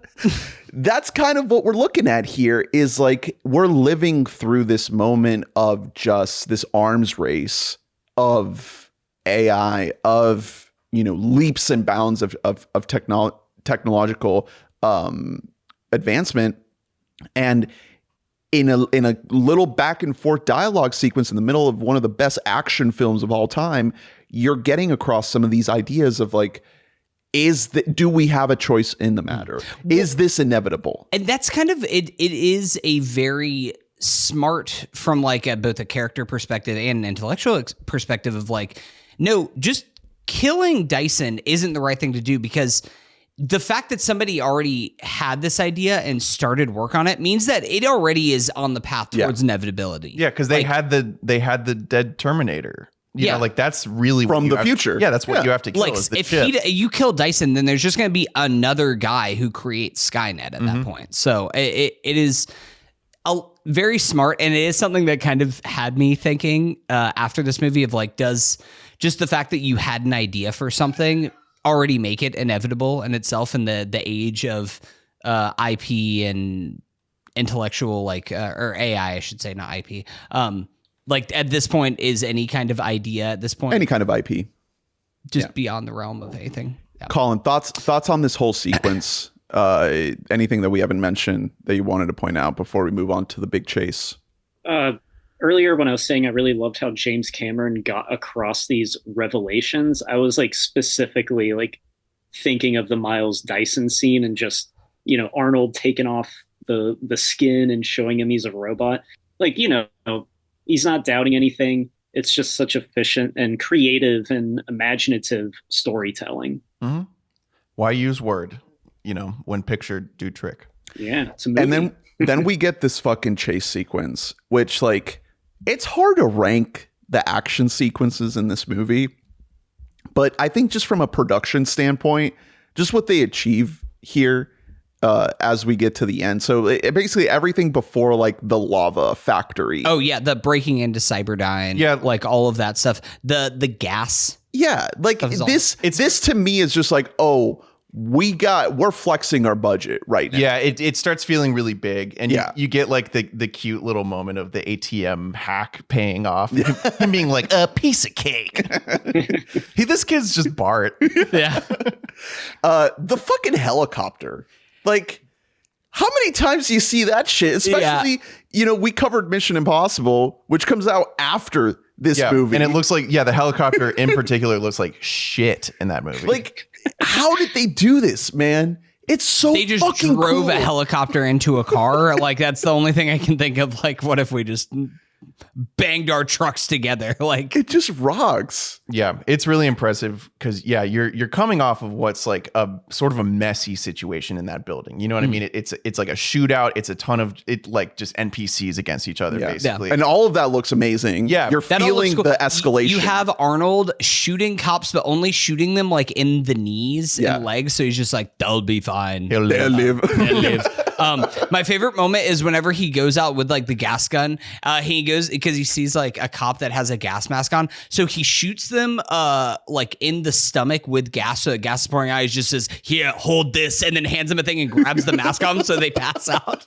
I love. Yeah, Great. It's at one point, when it's showing his POV like scanner vision, it says casualties : 0.0. What's the decimal? How do you? Oh god, I killed Severely injured, I 0.3 guess. of a guy. Yeah, it's the guy that they just shot in the leg when It's like, man, well, if somebody doesn't get there soon, he could bleed out. Yeah. Like, we probably when Sean was like, no, He's- you can't do that. Terminator's like, I see Central Americans as less than 100% of a human. I know a guy in El Salvador. I Did can't you guys get away from catch, Orlok. Did you guys catch Dean Norris in this scene? Oh, is he in there? I always Yeah. Hank Schrader? I forgot. Yeah, he's the guy who comes across dying Miles Dyson, who has like it's holding like a paperweight or something above Yeah. like what's going to trigger the bomb, and he's like, "Everyone get out!" That's Dean Norris. Oh, I didn't clock that. Yeah, That's neat. So the Dyson death we should mention. Great shot just of him just slowly. I Maximum don't know how breath. much longer I can hold this. Yeah, it's awesome. Click. It's so good. Kaboom. And that's the kaboom. Like that's the one that sets off the whole building, right? Yeah, Yes.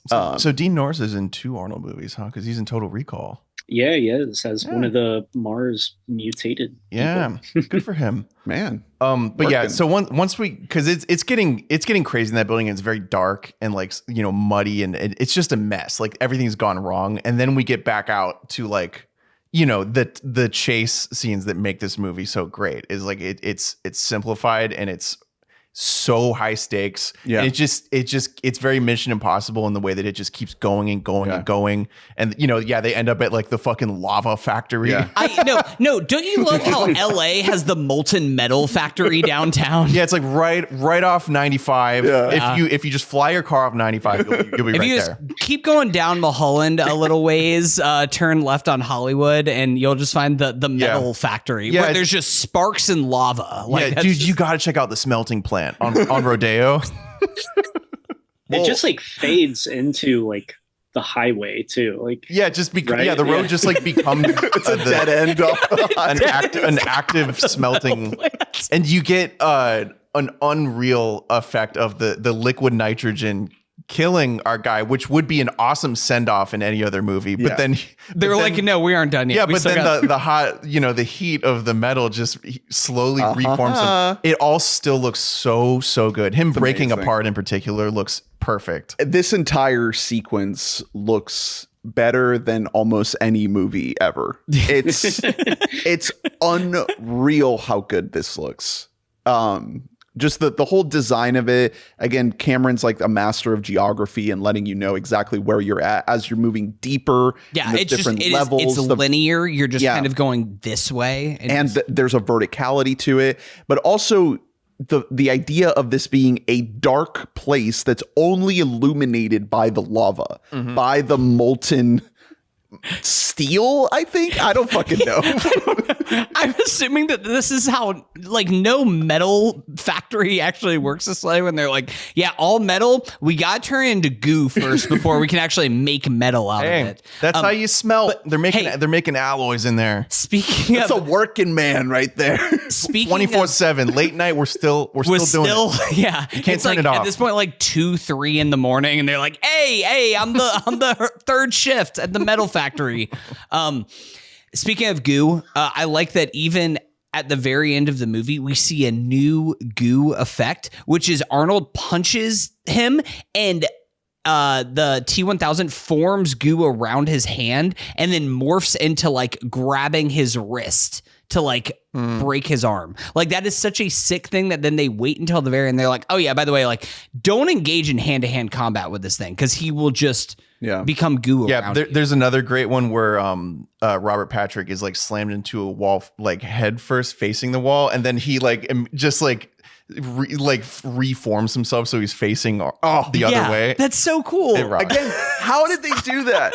I mean, to me, that's a simple like dissolve from one shot to another, but it doesn't look like that. It looks like a melted guy like reformed his face on the back of his head. Yeah, it's just the right amount of compositing real and fake. It's I think. so cool. That's how they did like all of this. I'm sure it's just like having just the right amount of real stuff that it's not all, it's not biting off like, oh yeah, computers can do all this. So Collin, I'm really curious about this final sequence and how much this feeds into like what you started the pod with, saying like all time, one of your favorites, the status that this movie has.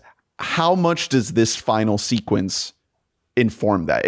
Are you thinking mostly about just the whole movie and everything that we've talked about up until this point, or does this final climax sequence have like an added weight to it when you're kind of considering the love you have for this movie?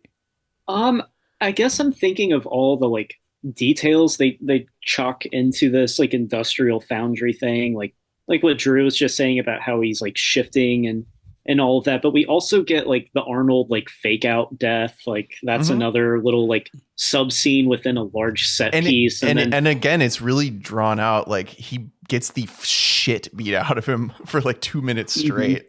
It's great. You have the Sarah Connor fake out. Which one's the real one? That's always great. Very Goosebumps.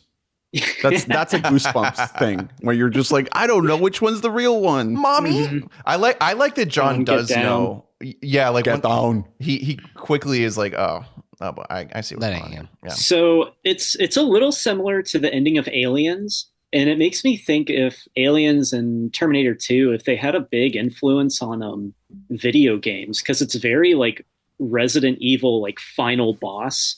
Yes. So I think that's one of my takeaways is that, damn, I think this like actually like influenced a ton of video games. Like, because in Resident Evil, you have like Nemesis or Mr. X who follows you throughout the game, and you can't kill these fuckers until the very end.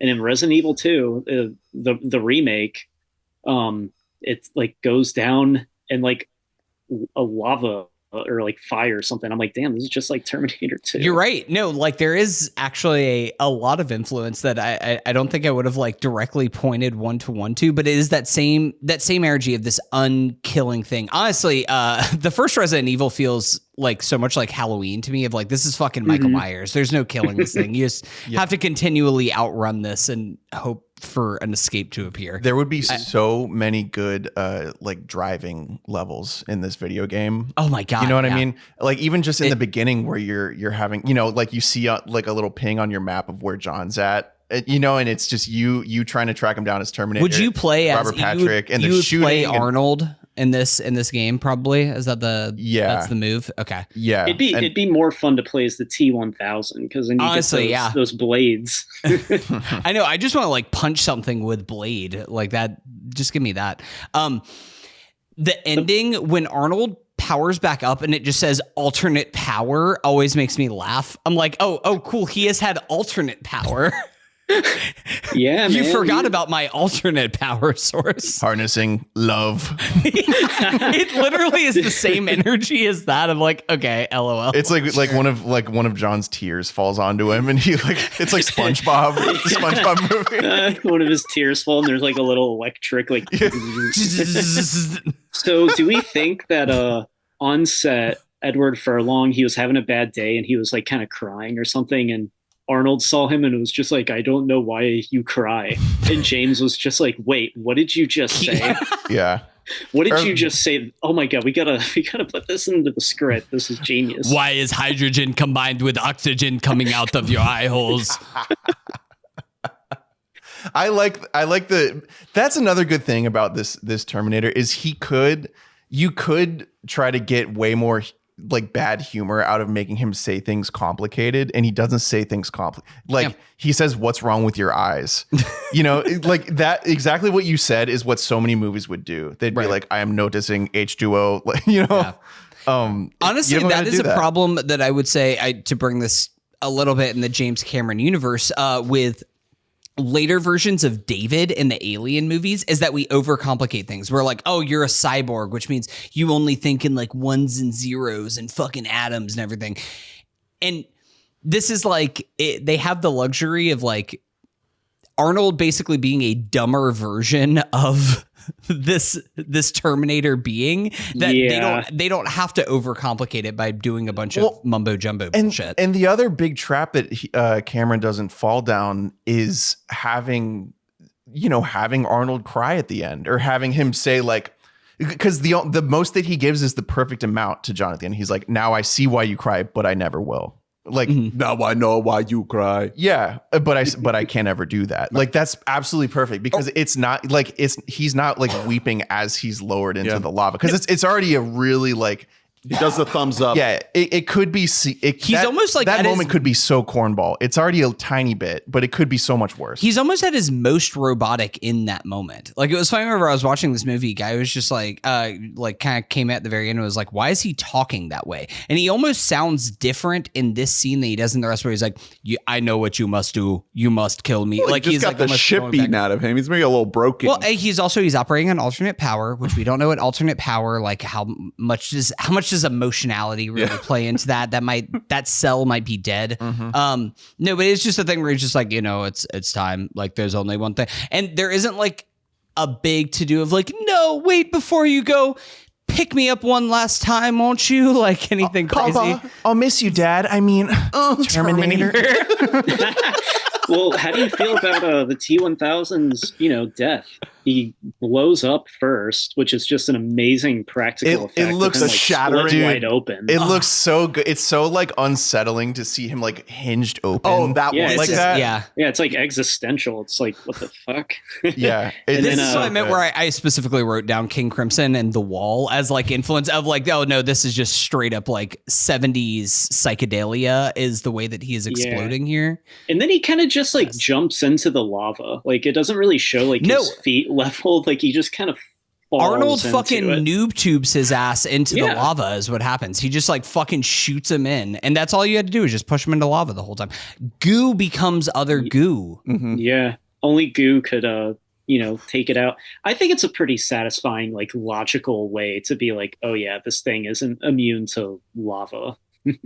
It's also again, it would be a perfect like full conclusion, because it doesn't have is like a final half-second shot of the lava where you see a little bit of goo surface or whatever, and it's like, for the sequel, he could be back. No, like it's very final, and then that's the end of the movie. They kill the chip, they kill the T-1000, they kill good guy Terminator, they kill everything. No, what if you had made this movie now? What would have happened is it would have like had this moment, it would have ended, and then like the next day somebody just like, did you hear what happened last night? That was crazy. Anyways, and they like take the metal down, they're like forming an iron bar, and then you just see like a smile in the middle. And then you'd have some kind of epilogue with John being like going to school and being like, you'll never guess what happened to me this week. I think my mom and I are going to start using plastic forks from here on out. I think the movie should have ended after Arnold gets dipped into the lava. John's friend is just randomly shows up. He's like, what was going on here? I heard something. Yeah. And Hey, then- saved your ass back there at the arcade.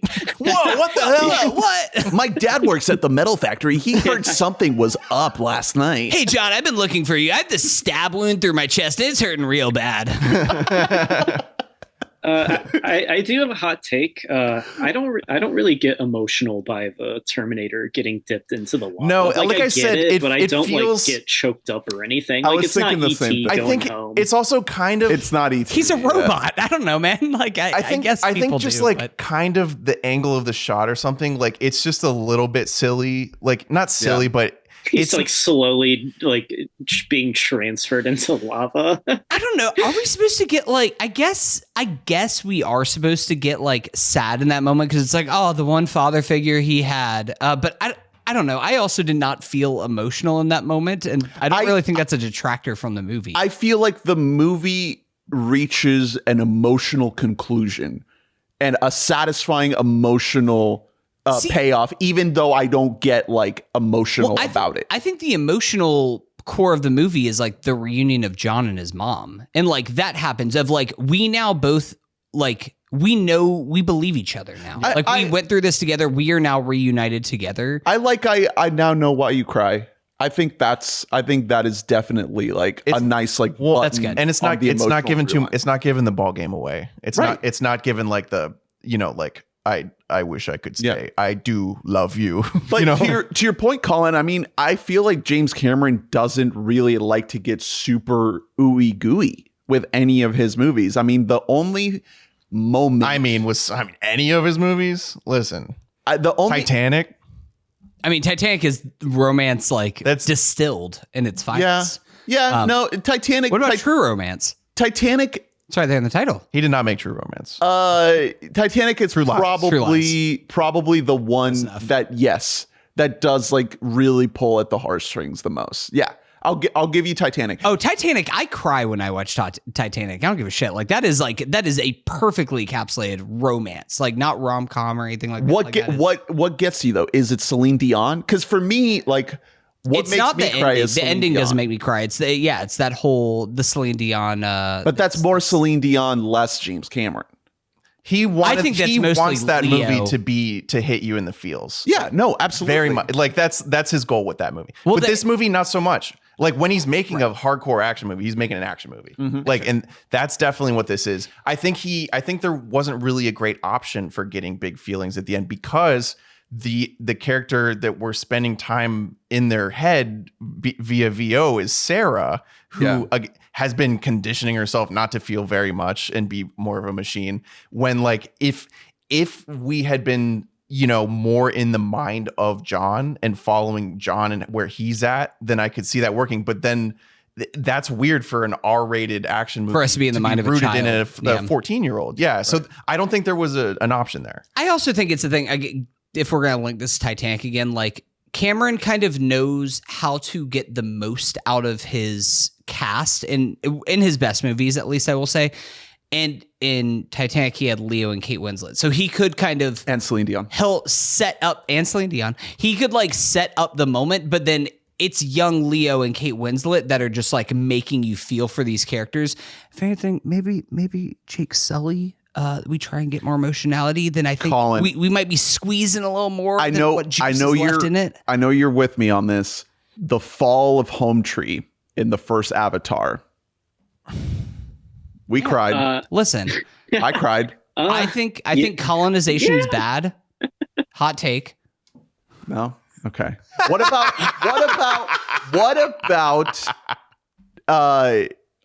I was about to say Loak, but Loak is not the whale. Payakan. Icon. The backstory of Payakan.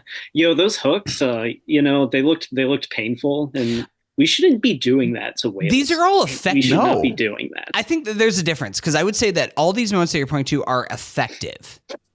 I don't know if they are emotional in quite the same way. Oh, But I you think don't that you it's- don't think the fall of Home Tree is emotional? Okay. Duly I mean, noted. I mean, it is, is. like in context of the No, movie. Hunter like, doesn't I'm care not about nature. sobbing, but Hunter doesn't care about the Na'vi hurting because their home was destroyed. I don't see. They don't look like me, so why would I care? About that? I don't look blue. I'm not tall. I don't have tail. Okay. Well, stick around for Fire and Ash because you might relate to the fire people. Yeah. Are they short white people? So I have a crazy Terminator 2 take that I want to share with you guys, and I want to get your input.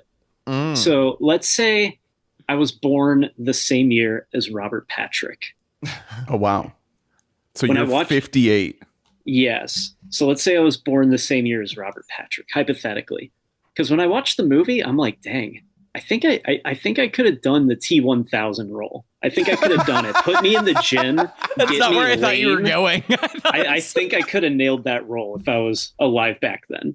He's 66. He was born in 58. I don't think that I've seen you run once in your life. That's part of the contract. Get me in the gym. Get me lean for Built a bit. up. I think I could have done that role. That's the take that you could have done. You could have been the T-1000. So do you hate Robert Patrick? Is that what you're saying? You're saying like I could fucking do that. No, I love what he does, but I just feel like I could also. Yeah, I feel do like it better, I understand the role. Is it because of your propensity to become goo? You become goo many points of your life. Yeah, I could see Collin saying, "Say, that's a nice bike." Yeah, exactly. Like say it like nonchalant. No one would ever suspect that you're robot liquid metal. I am curious how much of the running is actually him because it looks like it is him. I think he's doing like he's doing a little bit of cruise around. Well, so this kind of plays into what your requirements for the role, Collin. There were some moments in the movie where it looks like he's goosed up under that police suit. Yeah, padded. Are you calling it a goose suit? Do you think he was goosed? Like, I think he might have been goosed just a little bit, like not much, but it looks like fake buff. Drew, it's an old circus trick. It's a circus. Yeah, it's a circus term. So Collin, you might not have to do that much at all. Well, I know they did like full body scans of him. You can see it in like behind the scenes where he's like shirtless, like walking down. So he was absolutely like in the best shape of his life. Yoked. Is there like a behind the scenes where James Cameron's like, buddy, we got to get you in at McDonald's. We got to get you like beefed up a little bit. Like you're losing too much muscle mass. Yeah, it shows him like the day he got cast, like he was like 50 pounds lighter. Yeah. He's like chugging whey protein behind like the background of every scene. Robert Patrick has had a very illustrious television career. Yeah, he's been around. He has so many credits. He's done voice work on stuff like Avatar: The Last Airbender. He popped up in shows like Lost, and there's so much. Bridge to he is in a ton of stuff. Hell yeah. Yeah, the movies, I think it's a lot more misses than hits, unfortunately. He's working, okay? He is working. I would love for someone to snag him in his later years with a comeback role. Because I think he could bring a lot to the table. I mean, the thing is, it may have just been a case of like him being utilized perfectly. He says like 3 lines in the movie. He's just very good at being mechanically perfect. It is once again James Cameron looking at a guy and being like, I know how to use you as like a physical entity in our movie. And I think that's kind of like the headline achievement of this movie. That's what everyone is doing, even little Eddie Furlong. Like that is what Cameron is tapping into, is that notion of like, what is your thing? Yeah, Eddie ended up winning me over because at first I was like, there, especially in the 90s, there were some kids of note who could have really tackled this. Well, the whole time you were watching this, you were like, Max Keeble could have done this. What if they had made What if they had made the John Connor like kid character like a really like wimpy crybaby who sucked? He wasn't a cool badass kid. He kind of teeters in that direction a little bit a couple times, but he's always firmly on the side of like, I'm a cool kid. Well, no, he does get a little whiny. He is cool, but also he's like, no, Terminator, you can't kill people. And I don't know if that's entirely an earned thing if we're talking about the character of it all, but I buy him as an actor. Yeah, I enjoy him in this. And it's also speaking toward like the video game influence of this movie, like you were saying, Collin. I've been rewatching The Last of Us season 1, and there's so many parallels of the spunky kid who's trying to get this like killing machine with no feelings who's protecting them to open up and like be cool and funny. Let me tell you, Ellie would have been pro just killing as many cops as possible. I mean, you're right. The sort of the basic setup of this character dynamic. It's the exact same. It's very like retreaded in the years since. Yeah. This is the template, I think. Yeah. And that, I mean, you could go back to like Lone Wolf and Cub, like the old Sure. samurai movies if you wanted to. Absolutely. yeah, of course. It's probably one of those ancient, you could go back to like the BC, you could back to like a Homer, play. Yeah, Christopher Nolan's like, We're going back actually to the the Odyssey. Odyssey. Yeah. It's really funny on IMDb. The screenwriters for the Odyssey is Homer and Christopher Nolan. I really want that to be the credit on screen. Like, Is Homer gonna Written get, by Homer and Christopher Nolan. is Homer going to get an Oscar nomination for adapted screen? Homer might get an Oscar win. for adapted. Post-mortem Oscar win for Homer. Is he on Gold Derby? He is. Like, he can we is. bet on him? Yeah, no, we can't draft it this year because it's next year. But God damn it! I hate that Christopher Nolan's making me like him by being such an asshole. He's like he's reaching the point of like prickdom that I almost admire. have you seen the behind the scenes photos of the Odyssey? Yeah, The ships. I They know. built real ships. He is trying to go on the greatest heat check that like any director has ever been. He's just like, I have the blankest of blank checks. I'm making the Odyssey. Fuck Apparently you. they built an actual like Cyclops puppet, like a giant Cyclops will be used in the film. He has a lot of Cameron in him in terms of like going original and wanting to undertake projects as big as possible and like test the limits of what technology can do. The biggest difference, I think, is that his scripts are just very yappy. Yeah. Like he's just Cameron, a little too much knows, talking. He knows often when Cameron's at his best, it is like taking a back seat in the writing. He also doesn't really like, he has a lot of story buys, but he doesn't necessarily write screenplays all the time. Nolan or Cameron? Cameron. Yeah. So, Except for Avatar. except for, The greatest film franchise of our time. that's insane. And I know that you don't actually believe that when Mission Impossible movies are still actively getting. But that's based on a TV show. Oh my God. I'm talking about original. I can't get into this. We've been podcasting for 2 hours and we have a thing to do involving all four of us in like 30 minutes. That's starting up. Fantasy Film League. Okay. As we wind down, I wanted, Collin, you had brought up that apparently there's a new Terminator video game coming out. Yeah, you it's like, talk about this real quick. I mean, I don't know too much about it. It's not like a AAA like 3D game. It's like a double A like pixel art style like side scrolling Terminator action game, and I'll take it. Like, hey, like more Terminator 2 stuff. Does it have a release date? Yeah, I think it definitely comes out really soon. It's called Terminator 2 sometime this year. Terminator 2D No Fate. No Fate. So as opposed to Dark Fate. Isn't that what she writes on the table? What she scratches on the table? I'm sorry, is Dark Fate the one with the trailer? She writes the name of all the sequels. Oh yeah. Like one by one. She writes Genesis, but it's with a Y. Yeah. Was the trailer for Dark Fate the one that had like slow acoustic hurt? Probably. I can't know. remember. That's the Mackenzie Davis movie. Sucked for that. Mackenzie Davis, Innocent. Facts. Last thing I had written down to ask you, Collin. So the last couple podcasts we've had you on were Forrest Gump and Jack. Mm-hmm. Does the Terminator fit into the through line that we have established? The real gambit of cinema in some ways. I mean, Jack, Forrest Gump, and Terminator 2. All early 90s movies, so there's that through line. It's also, it's a different type of, mental. That's what I'm getting at. Yeah. All made by master filmmakers. But yeah, all notable Arnold directors. Arnold is, he's a little on the lower IQ. I don't even think lower. I think he's just on the spectrum. I think it's more than spectrum. I think he's got a couple bolts loose, especially he's getting banged up.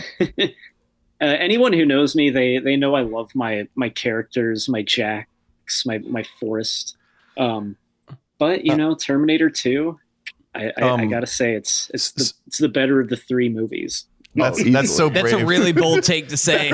Jack, I thought you were. Here's the thing. I thought you were going to say like we were all building up to Jack as like the best of the movies. Well, we haven't gotten to the pinnacle of our Collin series yet, which will be, of course, The Ringer, starring Johnny Knoxville. Yes. Would Jack and Forrest Gump be friends with the Terminator? Would they all hang out? They would never figure out that he was the Terminator. I think Forrest and Jack would really like interfere with the Terminator's plans.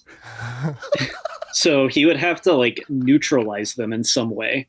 Oh no. But not kill them. Right, he wouldn't kill them. So he did learn from John, don't kill, by the time that he interacted with Jack. Him talking to Jack, why do you look like that?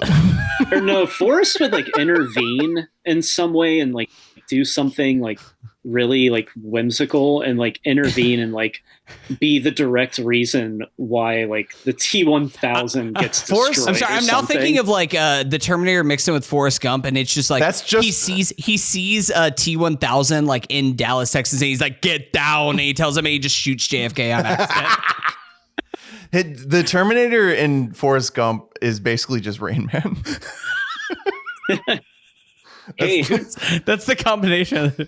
Who knows? Maybe when this podcast goes live, if this podcast goes live, what if it like triggers something in the algorithm and like the algorithm goes nuts and like gets self-aware and Judgment Day happens? We didn't consider that. God, I really wish that like a version of us from the future came here and just like fucking like you can't cut publish their wrists this episode. open Yeah, to show me that we can never cancel the podcast.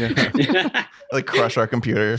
You don't understand. You're creating a new medium. Everyone's going to start a pop culture podcast because of you. Elon did not like when you talk shit about him. Slice. That's full Count Orlok now. That is not even a little blend anymore. I mean, Orlok as a cyborg would kind of rock a little bit. Is this offensive to the people of Austria that we keep blending Count Orlok with Transylvania? Oh, because Schwarzenegger is Austrian. They're not that far apart. Yeah. Can you say that? I don't know. All right. Collin, any final thoughts, any stray notes you wanted to get off your chest before we wrap up? Anything you haven't said? No, I just think Terminator 2 is probably the coolest fucking movie of all time. And I'm really glad that James Cameron won an Oscar later in his career. I'm the king of the world. Yeah. I'm happy that man will not die Oscar-less.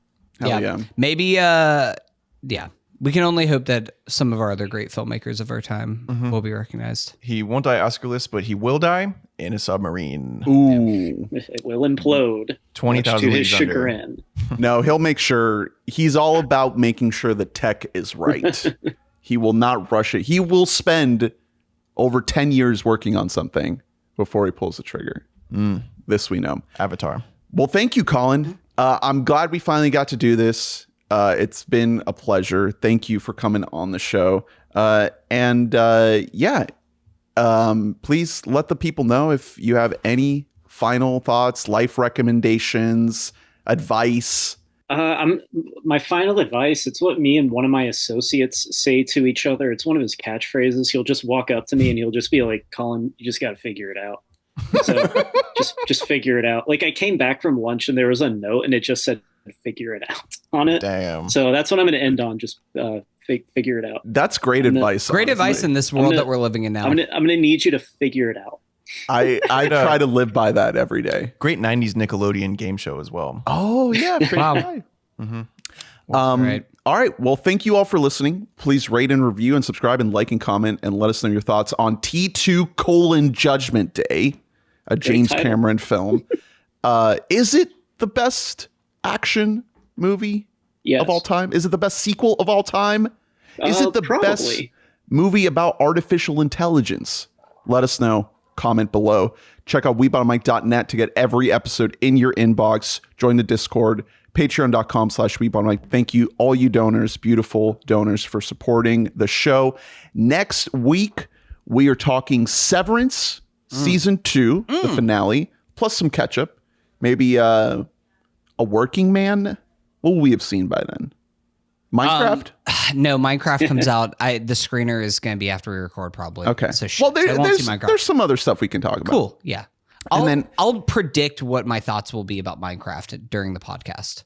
Beyond that, we are doing a mini series in which we pick the films plus some friends of the show. So stick around for that. We are doing another career arc series later this year, which we will announce at a later time. Give us some space, folks. Give us some time to relax and unwind, and we'll get there. Yeah. Okay.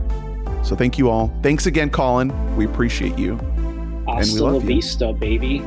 Bye-bye. Dickwad. Bye.